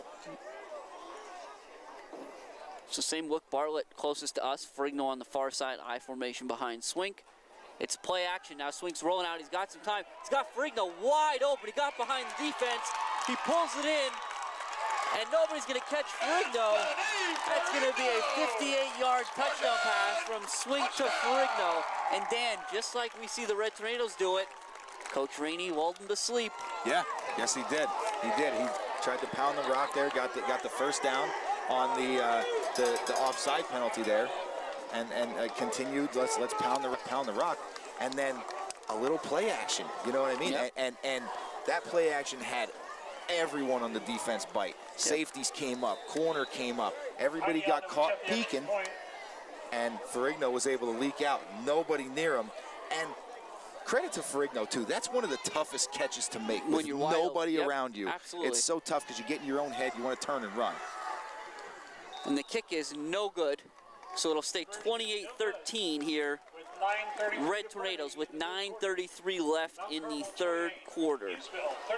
So a couple things there, Dan. So number one, I couldn't agree with you more about catching it in the open field, because I think what you have a tendency to do there is you want to make sure you bring it in, Yep. and so you rely, maybe you have the tendency to catch it with your body. Yeah. Bounces off your shoulder pads, all kinds of stuff. So credit to Ferrigno for doing none of that, right? Yeah. Pulling it in stride and staying on his feet to get in. And then number two, you take the last play of the first half, Yep. which is a Spartan sack of Feliciano. Yep. And now they get the ball back, right, to start the second half, and they drive down the field and score a touchdown. Just rolling that momentum right over. They came out of their locker room. I think they came out of the locker room happy with the way the first half ended. You know, obviously not happy with the scoreboard, but happy with the way the first half ended. Yeah. And with a little bit of life. And I don't think the Red Tornadoes came out flat, but I think the Red Tornadoes are going to have to answer here, because if not, then the Spartans will seize all the momentum. Yeah, I think you're right. You have to come out, and I expect the Red Tornadoes to come out kind of what they know, right? Expect them to come out tight. Absolutely, and I mean, 162 rushing yards in the first half. I expect to see more of the same. I think they're going to pound the rock with their 3 or 4 horses there and just try and pound it down the field. Haney kickoff. It's a short pooch kick. It's going to actually get over the second line. Farinado does a good job to pick it up, and he's going to try to get across the field. He's upended by number 27, Mason Hoppes. So nice play there made by that young man, because I don't know that Farinado was going to take that the distance, but I know there weren't many green jerseys where he was running. Farinado had a ton of room on that left side, so that shoestring tackle there was very, very big there by Hoppes. A really nice job of just getting a piece of Farinado. And so here they come, just as expected. The Red Tornadoes are tight. It's double tight end with Chicatano and Schultz. Davitt and Farinado are the wing to the right. Feliciano has Stellar next to him, and Feliciano's going to keep it himself up the middle. He bounces to the outside. He does a great job staying on his feet. He'll get a first down. The ball is out. He was down. They're going to call him down. The ball came out when Feliciano bounced off the turf. Yes, and you know, the Hughesville sideline and us over here on the Hughesville side of the field, not a big fan of that call, but the right call. Hey, I get it though. Yeah, understandable. I get it. You know, you see that ball bounce, especially with the momentum swing. That could have been just a dagger for the Tornadoes, but thankfully Feliciano secured it to the ground, rolling over, lost it. So a nice run for a first down as well. 1st and 10 from the 36. Stellar now. Stellar does a good job. That really Feliciano as well. The timing's a little off there. Snap was a little to Feliciano's right hip. He grabs it, swings back to his left to get it to Stellar, and somehow they turned into about a 4-yard gain. Yeah, that was not supposed to be a rock and roll trap, but it looked like that little spin move there turned it into one. Yeah. So again, the Red Tornadoes will stay tight. It's that same look. That big interior line for Mount Carmel, that experienced interior line for Mount Carmel. Coach Dara is going to lean on them when the going gets tough sometimes. But it's the inside handoff to Verano. Verano's in the alley now. He's going to try to bounce to the outside. Nice tackle made there by number 6, Chaz Neidig. Run down by number 5, Anthony Ferrigno. Yeah, that was a nice job there by Verano, getting up in that alley there. And you know, we talked about it. That play wasn't really breaking. It wasn't really working in the first half. Looks like they kind of went away from it in the second quarter and to start things off here in the second half. And now they come back to it after a little break from it, and it breaks nice. And that tackle was actually made by 5, Anthony Ferrigno. He's their single high safety out there. Feliciano fakes the pitch and he keeps himself up the middle and he bounces to the outside. Now Ferrigno's the only one that has an angle and he's just short. So Feliciano's going to take that one in himself from 46 yards out. Touchdown Mount Carmel, 34-13 with 8:01 left Yeah, and that's in the third quarter. That's a big play there for Feliciano, and that's a huge answer from the Red Tornadoes coming out of the half. Spartans kind of seizing all the momentum, and the Red Tornadoes say, we're going to put a stop to this. That's far enough. And Feliciano caps that drive off with a big play. We talked about it. They've been needing the chunk play, and they got it. Stellar on for his 5th extra point of the night. And there's a little extra movement there, it looked like, on the left side. And they blew it dead. Yep, you're going to get offside on the Spartans. And that's one of those ones where if you're just gonna kick it again anyways, you wish that they wouldn't blow it dead. Right. They just they'd call it and give you the option like, all right, I made this one, let me take this one. Yep.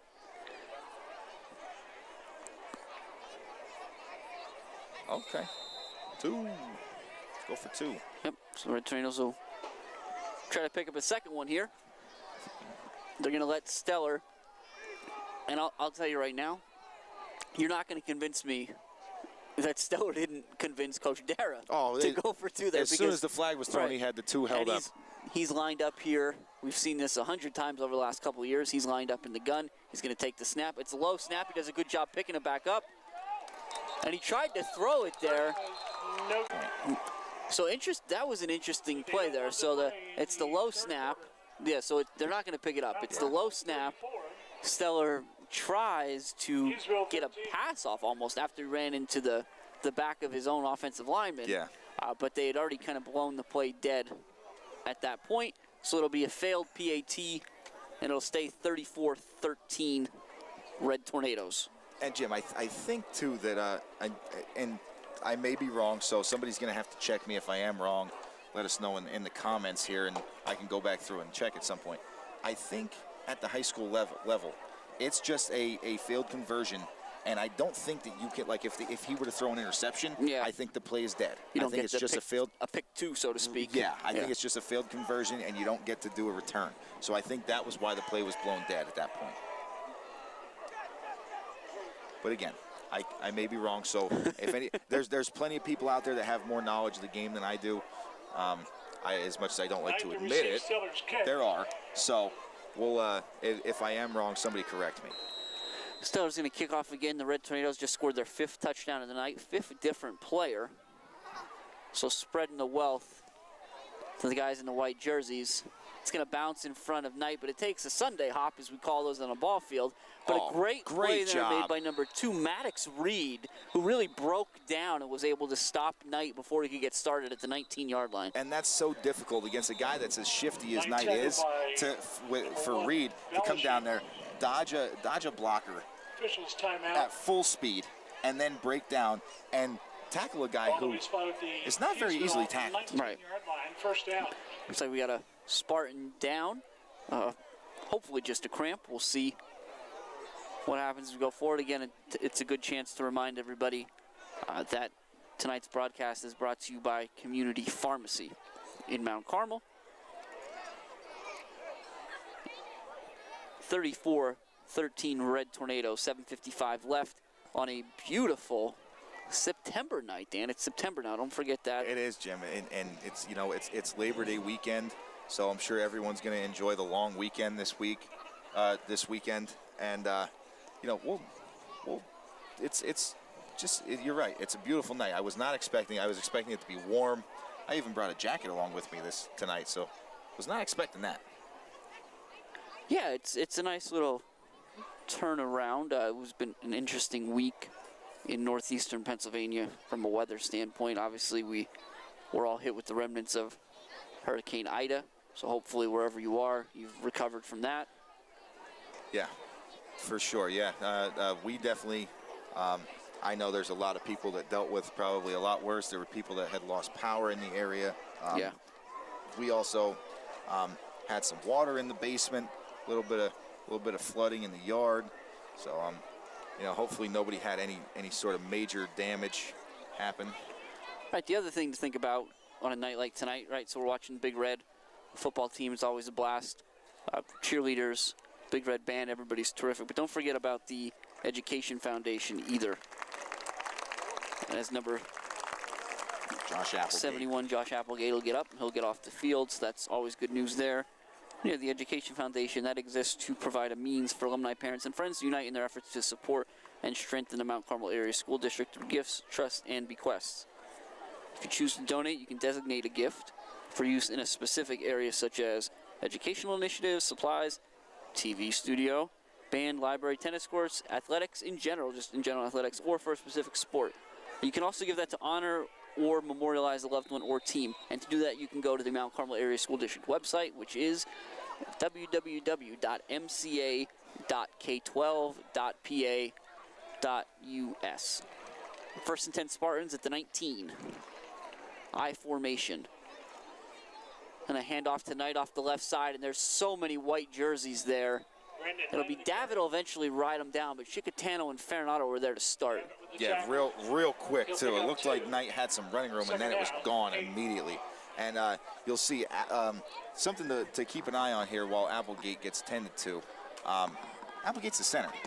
We saw them swing on the sideline, getting warmed up with, it looked like 56. Luke Turner, who's in there at the center position now, is taking some practice snaps. But that's something to keep an eye on, you know. Bad snaps, mishandles, anything like that. Bartlett split out to the right. Fowler's the tight end on that side. Frigno, single receiver to the left. Swink's going to keep it himself off the right side, but a great play made there by Stellar, who just really stayed home in his linebacker position and didn't let Swink get outside. Yeah, that's a real good job by Stellar there, because they hadn't run that read option maybe more than twice this whole game. Yeah.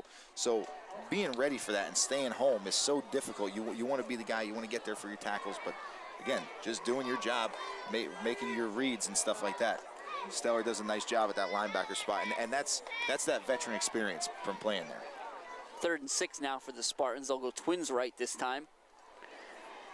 They try to pitch in 10 at the Spartan. They snapped it at the 23, so we'll see where the fumble was recovered here, Dan. Yeah, it looks like it's going to be right around there. Carmel will take possession maybe the 21. 21-yard line, first down. Okay. But again, you know, any sort of momentum that we thought the Spartans had gained there with that first drive of the second half has, to this point, been completely snuffed out by the Tornadoes. And the Red Tornadoes come back out tight again, the double tight. Stellar in the backfield with Feliciano. Farinata comes in motion, but Farinato's going to throw, and he's got 2 reads there. Chicatano's open, and it just falls incomplete. A nice play there made by, I think that's Bartlett on that side. Excuse me, that's not Bartlett. I see him walking out there now. 19, Justin Fowler in the coverage did a good job recovering because Chicatano had gotten behind him. Yeah, Chicatano definitely gotten behind him. Thankfully, Pedro kind of threw that one off of his back foot. That was his second read, but that's incompletion or not. That's a very good thing for the coaches of Mount Carmel and the fans of Mount Carmel to see. Yeah. Pedro going through his reads, And we got to give that young man credit. Number 19, Justin Fowler, has done a heck of a job locking down that side of the field. Yeah, absolutely, yes, Jim. And that's a tall task. Like Farinata, Verano, all those guys that play that wing spot for the Red Tornadoes are shifty guys. Yeah. And you got him in space. Fowler is by himself. He's the last line of defense until a safety can get over the top there. And he's done a great job just kind of keeping that to a minimal gain. Only a yard there, so it's 3rd and 9 now. And the Red Tornadoes try that reverse, and this time Farinata does get outside. He's got Feliciano in front of him as a blocker. Farinata's going to be very close to that first down marker. They dropped the stick, so it's hard to tell if he was there or not. He's at the 10, so I'm thinking he should have it. And Jim, you see he does. You see Stellar go over there and give Feliciano some props for getting out in front of that, because I remember from last year that was one of Stellar's biggest things that he did. Yeah. He'd give a handoff or a reverse, and he'd be the first one out in front blocking too. Even though they're at that quarterback spot, they want to see the rest of their backs have success, so they get right out in front there and put their body on the line to throw a block out. And so the Red Tornadoes will be in a goal-to-go situation here by about the length of the football. That's as far inside the 10 as they are. Feliciano's going to roll out to his right. He's got a couple guys in coverage. Now he's going to pull it down and roll back to his left. He's going to stay on his feet. He's going to put his shoulder down, and he's in for a Red Tornado touchdown. It'll be 40-13 here, Red Tornadoes, after the 10-yard scamper by the quarterback, number 16, Pedro Feliciano. Yeah, and Pedro has been doing it all tonight, Jim. That time was able to escape the pressure. Right before the half, it looked like Pedro was on that last play of the half. It looked like he was trying to escape, and somebody got a hold of his jersey just enough to get him down. This time, able to escape the pressure, get back across the field and down the sideline, and then put a shoulder down for the extra effort to get into the end zone. That's a fantastic job. Stellar on for the PAT here. Snap, hold, all of it's good. 41-13 Red Tornadoes with 5:26 left in the third quarter. So what was interesting about that too, Dan, and I know you talk about a few plays ago, you can see Feliciano go through his reads. Yeah. What I liked about that was he had a Red Tornado running a pattern on the left side of the field. So the ball snapped. His initial reads are all to the right. Yep. They're not there. He pulls the ball down, and as he's rolling back to his left, again, he's a right-handed quarterback, so it's a little difficult. He has his head up. Yeah. I think he made the right read. The Red Tornado out there, again, I wish I had caught the jersey number.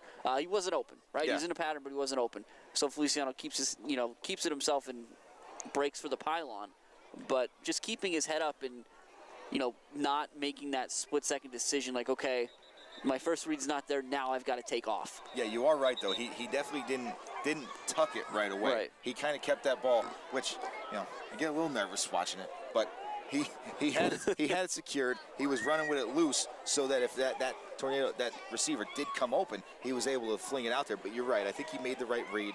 Notice that the D-back was tied up with that receiver and made the effort play to get in the end zone. So Feliciano's third touchdown of the night, second on the ground and one through the air. The 15-yard pass to Chickatano. Stellar on to kick. He's going to drive that one deep tonight. He'll take it. Nope, excuse me. He's not going to make it tonight. It was caught around the 20. That looked like it was number 24, Kelby Gordner. Yeah.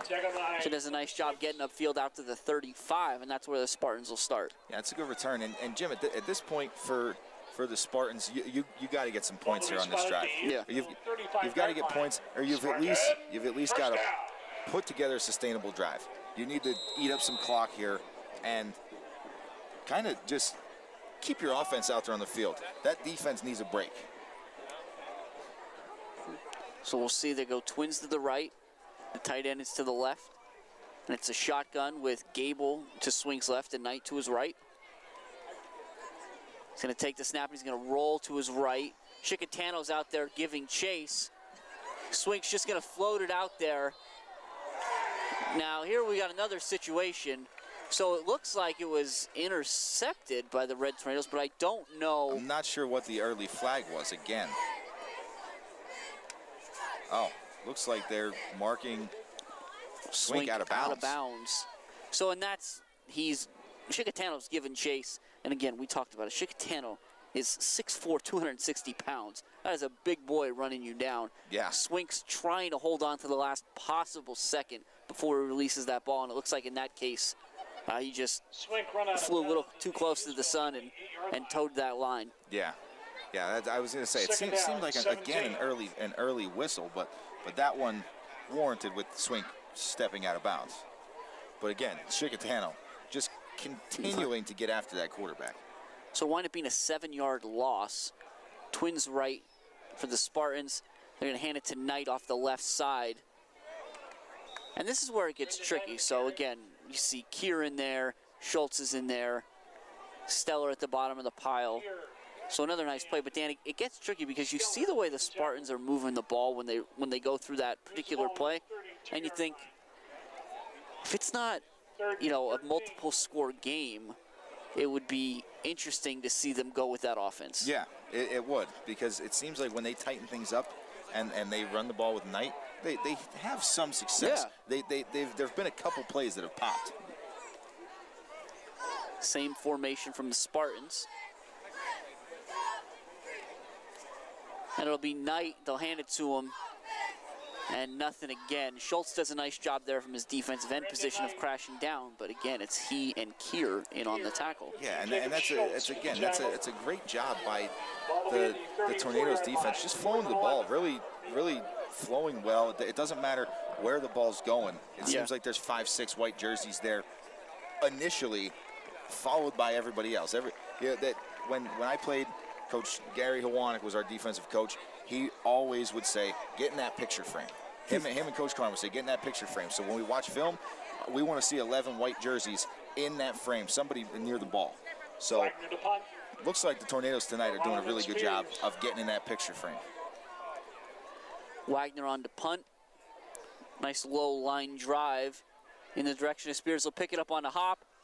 And he does a nice job breaking some tackles. He's in the open field. We got a flag. He'll put his shoulder down and finish the run. It's a tough fit. It looked like there may have been an incidental face mask. Well, what's always tricky, because I saw that too, Dan. You're watching the ball, you see that happen. Where the flag came from, that's why Yep, and that's what it's going to be, okay. Oh, and it's going to be an extra 15, because they Personal gave foul. the personal foul on that one. Hughesville. Yeah, that flag came in from 15 or 20 yards away. Yeah, and that's one of those things too. I think if the initial guy, everyone's trying to keep an eye on the play. There's guys watching. You know, each official has their own job, but I think that came from the white hat, who's the actual, like, he's the official. So he's the one making all the calls, and I think he's just kind of watching everybody else. So when you add the 15 yards there, it'll be 1st and 10 from the Spartan 32. But Hughesville's going to take their first time out of the second half with 3:29 left in the third quarter, and the Red Tornadoes on top here, 41-13. And Jim, I don't know for sure why Hughesville is taking the timeout, but I've got a pretty good idea that I see Gable looks like he's cramped up on the sidelines here getting worked on. Maybe it's a little personnel change, because he's that number one guy in that linebacking core. So maybe got to shuffle somebody in there for him.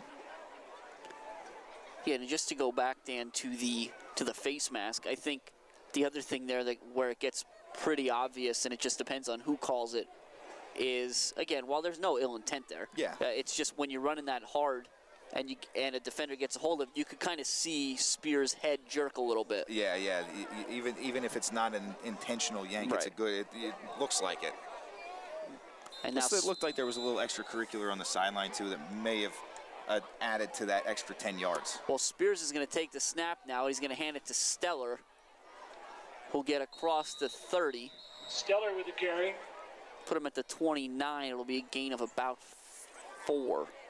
Yeah, and Stellar does a good job. Like I said, he's a smaller, stocky back, but he does a good job of getting skinny to get up in that hole, because that hole's not always real big. You know what I mean? It's not going to be much to get through, and he does a good job just getting up in there, getting skinny, and making something out of what looks like nothing.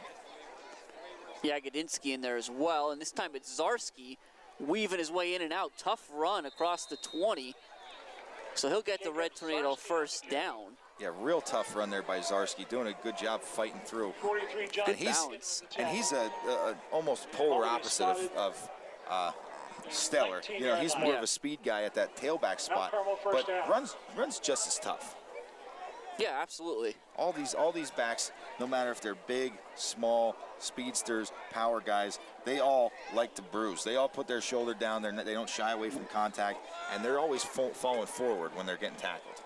So Zarski will stay in the backfield with Spears. It's Verano and Yagodinsky in the wing to the right. Flag before We'll get a flag early here. Offside. Offsides on the Spartans. And to your point before, Dan, Gable back in there now. Still first down. Yeah, it looked like just a cramp getting it worked out there. Missed a few plays, but those few plays, the Red Tornadoes took advantage of him, of him not being there up the middle. It'll be 1st and 5 from the 14. Verano comes in motion.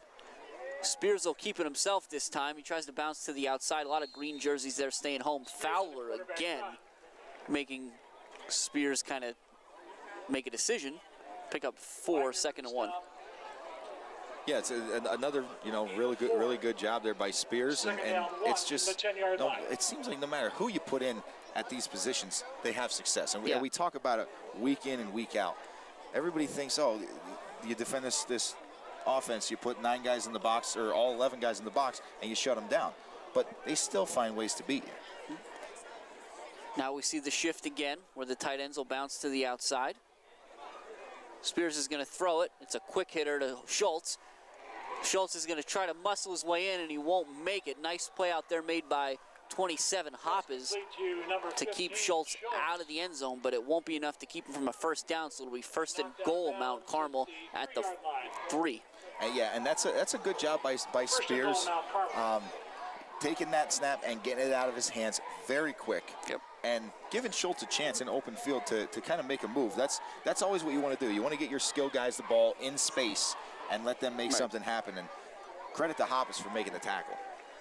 So they go back to the tight formation, and Spears is going to keep it himself off the right side. He got through the initial wave of defenders, but he's not going to cross the plane just yet. He's 2nd in inches. From pounding it straight up the middle. Direct snap to Jagodinski as that up on the last drive for the Spartans, and they were not able to do it. But this is one of those drives where you have to get some points on the board if you want any opportunity. You have a ton of time left, an entire quarter coming up. You got to put some points up. I formation.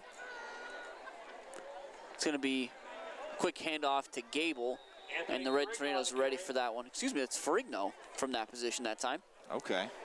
Red Tornadoes are ready for that, though. It'll be a gain of 3, and that's the end of 3 here at Harold L. Schaefer Memorial Stadium. So after 3 quarters of play, the Red Tornadoes are on top 48-13. Yeah, and this was a humongous quarter for the Red Tornadoes, putting up 20 points. Yep. And opposed to the 6.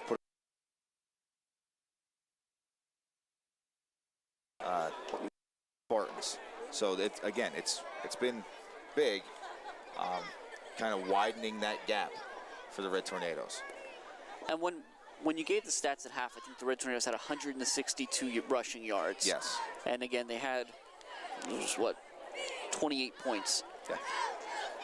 And while I'm not a math major, I believe, if memory serves me correctly, in the last 6 or 7 meetings with the Spartans, the Red Tornadoes have averaged about 307 yards rushing and about 50-plus points. Okay. So they were kind of, even though it didn't feel like it, I think. Yeah. They were kind of right on track in the first half. Yeah, and I think as well that the Red Tornadoes they may have had more yardage in the first half and in this second half. Yeah. But they've also been working with a short field majority of the time. Yeah, and it looks like the Red Tornadoes have made a lot of changes defensively, so I'm going to call them out as best I can. It looks like the 2 corner positions now, I see Xavier Diaz and Orville Fesniak out there. At the safety position, it looks like number 12, Andrew Lakoski, and number 1, Chase Belichick. Jagodinski is one of the linebackers in there. I believe that's Bradley. Liam Bradley, okay, so he switched back to a linebacker position. It's a low snap for Swink. He's going to hand it to Ferrigno, who's going to do a good job trying to run tough. He's going to be dragged down by Belichick and 28, Al Bailey. Al Bailey's in there at a defensive end spot. Also looks like number 60, we talked about Ken Wetzel. He got some offensive snaps. Kier's still out there for the Red Tornadoes. So is 77, Shimko. Looks like Maddox Reed, I think, Dan, is playing the other defensive end slot as well. Yes, he is. I think that should be everybody. 14:30 left here in the fourth in quarter. the 12-minute quarter, yeah. 14:30 left in the 12-minute quarter. Get that squared away again here. And that's gonna 11-11, because this should be a continuous running clock. No stoppage there from the time the quarter started. Thankfully, the official on the field is keeping track of things. But it looks like they're going to have to just tick this down. I don't think they can set it Yeah. to 11-11, or at least that's what it seems. So we'll 'Cause take we're the next 20 seconds or so here, and once again, thank Community Pharmacy. Maybe not. Swink under center, I formation behind him. He's going to throw it. He's going to try to throw it to Ferrigno, who's got Xavier Diaz, and Diaz makes a great play on the ball. He was step for step with Ferrigno the whole way. Number 5, Anthony Ferrigno, incomplete. And I have to say, Jim, it's a good thing that Ferrigno is also a defensive back, because he had to play defensive back at that point. There you go. We got the running clock here now, Dan. Yeah, because that was a great Xavier Diaz in just amazing coverage, Right, blanketed step for step. all over him. Yeah, it's a great job. So it's going to be 4th and 7 for the Spartans from their own 35-yard line. Yeah, we'll see Ferrigno, who has done so much for this Spartans team in this game so far. See him get a break here on the sidelines. It'll be Hoppes and Knight behind Swink. Fowler split out to the left. It's Bartlett to the right. Swink's going to throw it, and it's going to be the same look. It's going to be a go route, and Diaz just does a great job Pass intended for the right, in Justin Fowler, one-on-one incomplete. coverage out there to turn it over for the Red Tornadoes. Carmel takes over on And downs. I think the plan on that one was, all right, we'll send Ferrigno deep to tire the corner out, and then we'll send Fowler out there and see if he can get behind the already tired corner. But Diaz says, no, I've been waiting for my moment through this game. I'm ready to go. So we'll work on the clock Another here again. clock issue here. See if we can get it fixed.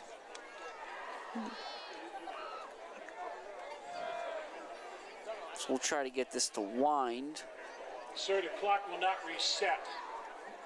We're having an issue with the clock scoreboard resetting. It looks like with the issue with the clock, So we're probably going to just use the referee's time on the field, which is going to make our job, or at least your job, Jim, a little bit more difficult. It's all right. We'll see if we can get a direct line into the field judge, the one that keeps the clock, and see if he can keep us updated. So the Red Tornadoes, those changes are going to be offensive now as well. First, that handoff is going to go to number 27, who's Luke Blessing, but it came from number 7, Matt Belichick. So he's in there taking the snaps. On the carry. And Jim, I'll tell you one thing. I remember watching a little bit of tape there of the scrimmage, the preseason scrimmage against Pottsville, and Luke Blessing ran the ball very tough. So I've been excited to see this kid get his opportunity here. And his first run, he definitely delivered a blow. And we'll see. We'll try to get the lineman Illegal squared away shift. as well. Oh, man. That's a nice piece of running there, again, by number 12, Andrew Lukowski. So Lukowski's in for 6, Flag on the play. but ultimately the Red Tornadoes had a lot of motion going on in their backfield. A lot of it was illegal, you might call it. Yeah. So and that is unfortunate for Lukowski, who, you're right, That was real shifty. Quick little jump stops and stuff like that. He looked like a basketball player almost, with a little Euro step here and there.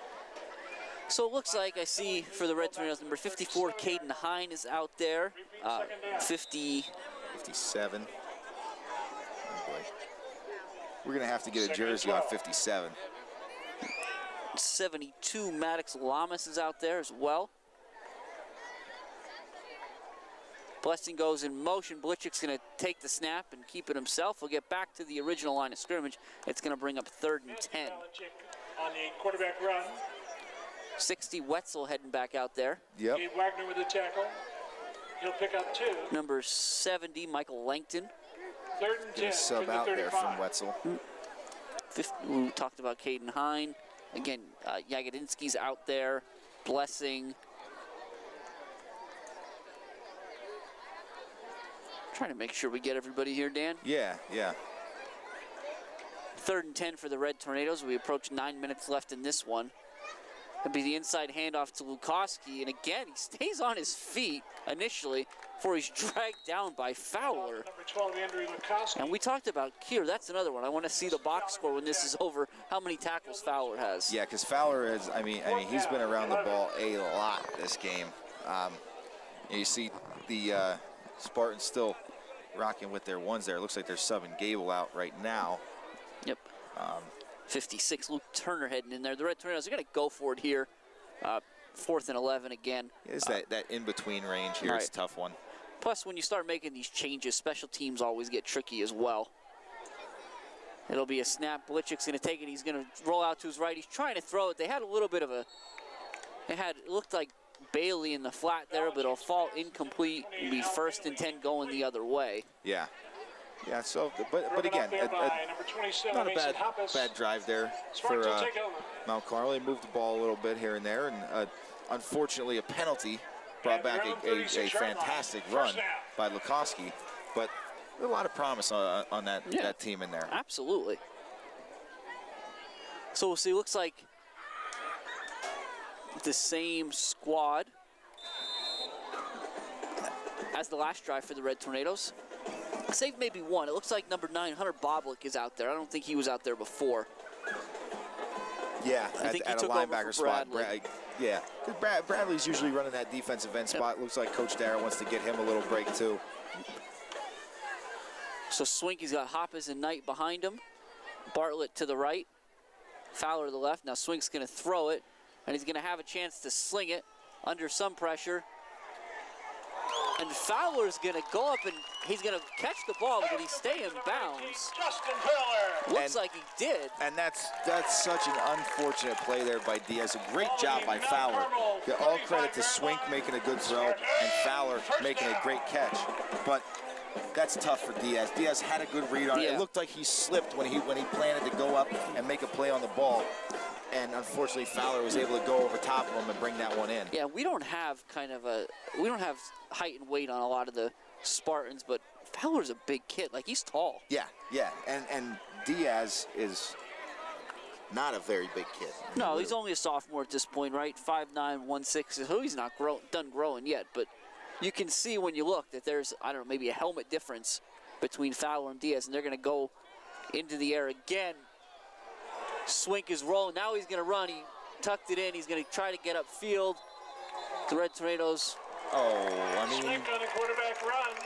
Well, so we're gonna get a flag here. Swink didn't look like he got touched there. Didn't go down at least. Yeah, and I think. See what the flag is.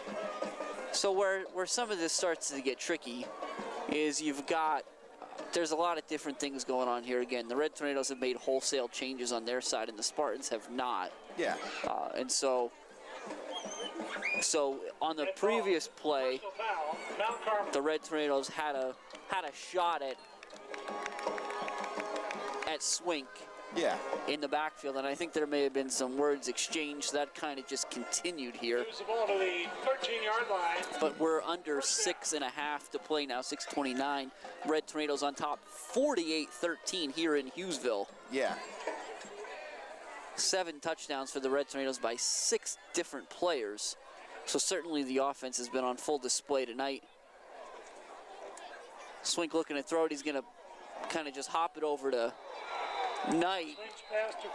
And Yagodinsky with a great tackle. Get out of bounds by and I'm not sure flag on the play. what the flag is for Yagodinsky here. Boy. We'll have to see. I'm trying to see the officials, what they're going to call. Now, the odd thing here is where it was called. If it's a personal foul, it's about a 2.5-yard personal foul. I have a feeling that they're going to call Yagodinsky for targeting, even though he hit him with a shoulder.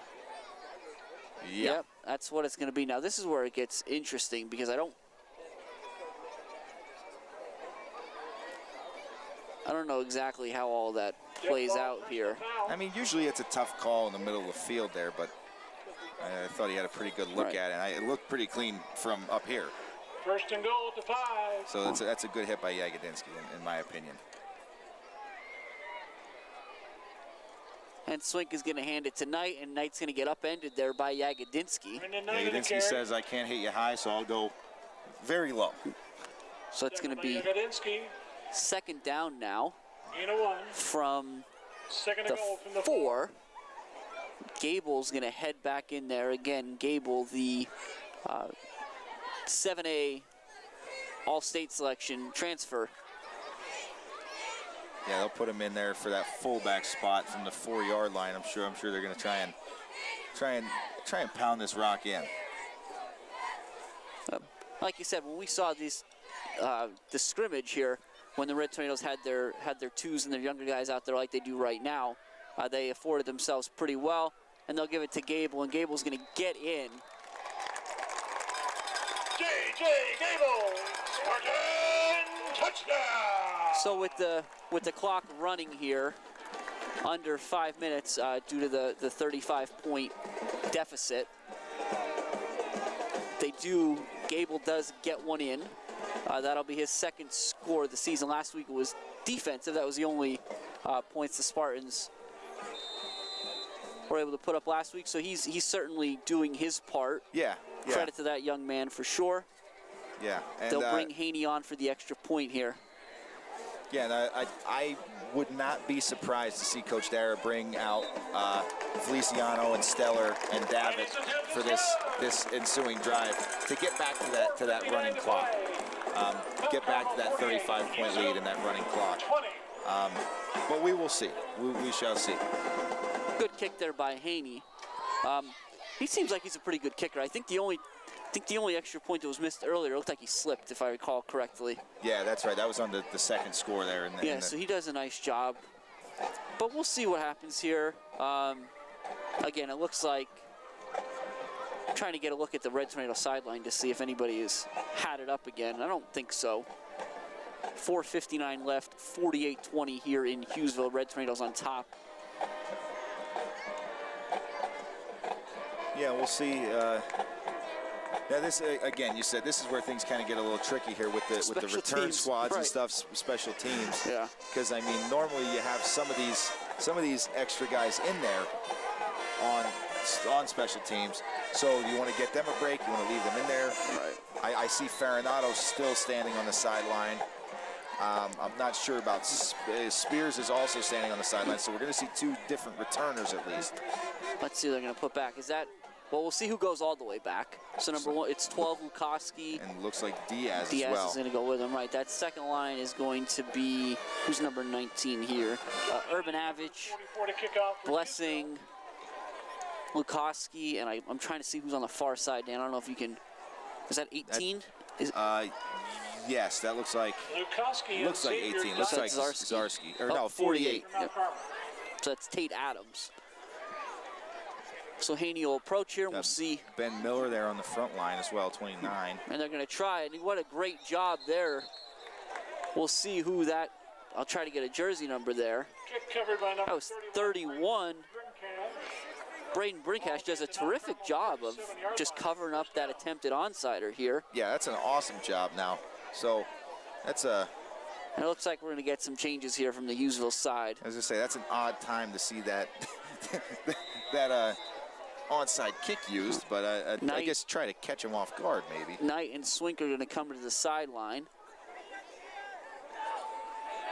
Looks like number 14, Jace Gray, out there now for the Spartans. Oh, nope, he's going to come back. We'll get him on the next play.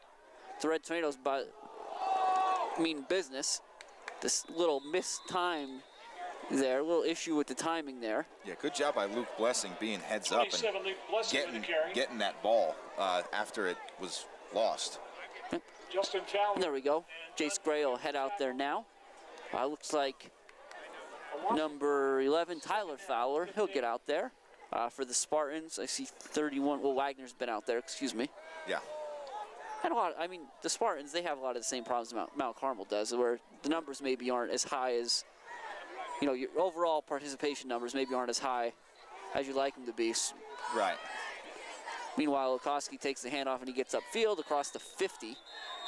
Yeah, Lukoski continues to run pretty tough here, Jim. Tackled by number 2, Tyler Wetzel.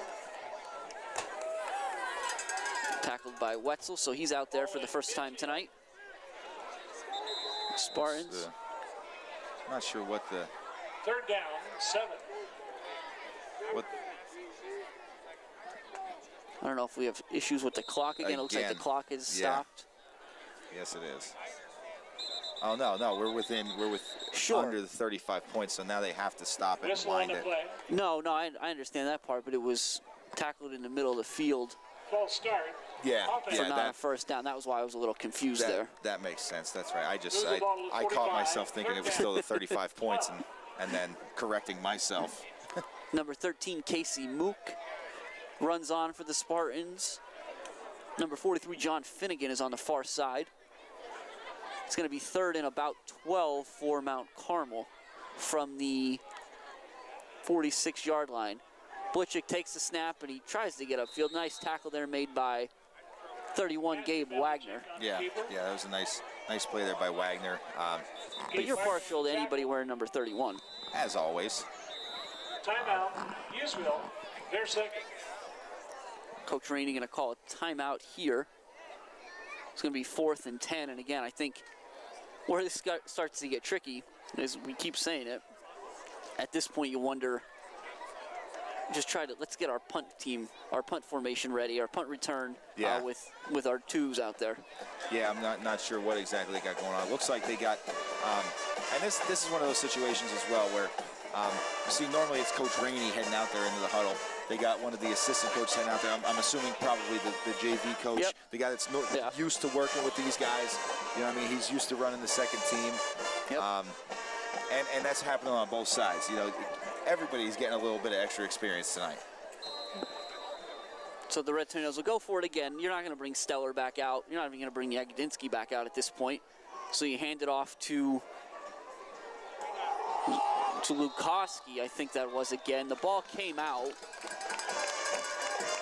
Carried by number So 12. officially, that'll go as a fumble recovery by the Spartans. Yeah. Lukoski was going down short of the line to gain anyway. Yeah, he so was going to be just short, so it would have been a turnover on downs. have been about at the same position as well. Yeah. So nonetheless, a good job there by the Spartan defense to kind of hold firm and turn the Red Tornadoes back. 3-yard line. We'll see For 10. what goes on from an offensive side. Yeah, I want to see who they're going to trot out there as the signal caller for the Spartans here. See who's going Looks to be like- at quarterback number 22. 22, yep, that's Blake Davis. Okay. Another timeout here from Hughesville, trying to make these, Timeout. which Yeah. looked like it gave Coach Darrow a little bit of extra time there to make some wholesale changes as well, subbing more guys out.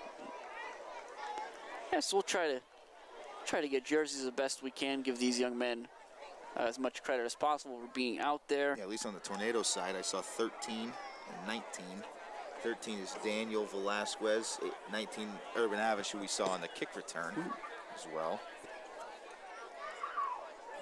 Trying to I'm see if there's seeing 29, is that 28? Is that Al Bailey or is that 29? I saw 29 on the kick return, Ben Miller, but it looks like Al Bailey there, 28. Yeah. Let's see if Miller's out there elsewhere. Mentioned 48, Tate Adams. And there's Ben Miller, 29, subbing in, along with, you mentioned Caden Hine as well. So Davis is going to be in the shotgun. And he's going to throw it. He's got an arm on him, my goodness. You're not kidding. So he was looking for number 43, John Finnegan, but that